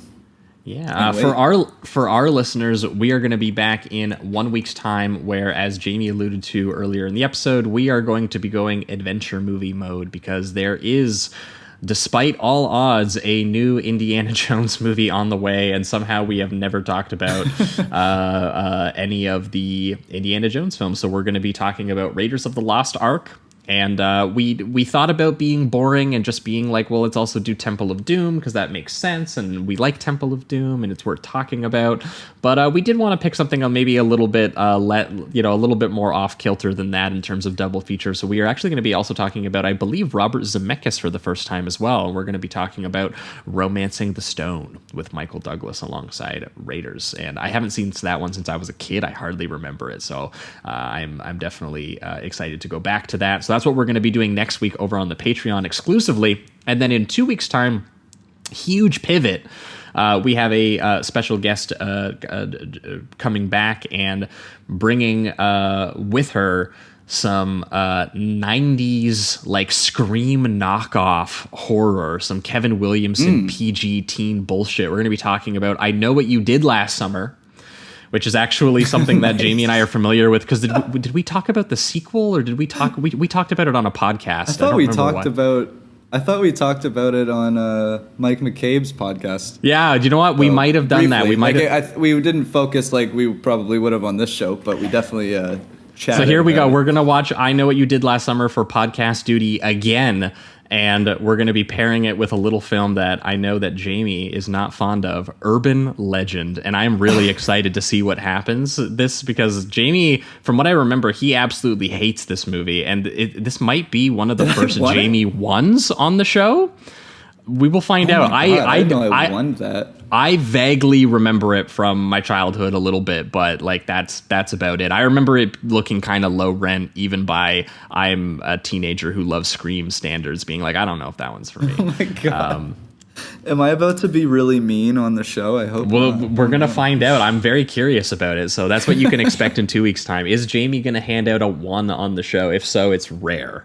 Holy shit. Has that? I don't know if that has happened yet. Besides, like, outside of bonus transmission. Yeah, I am not sure. So we will see. But yeah, that's what you can expect in 2 weeks' time. And yeah, thanks so much for listening as always. And keep it sleazy. Keep it sleazy, everybody.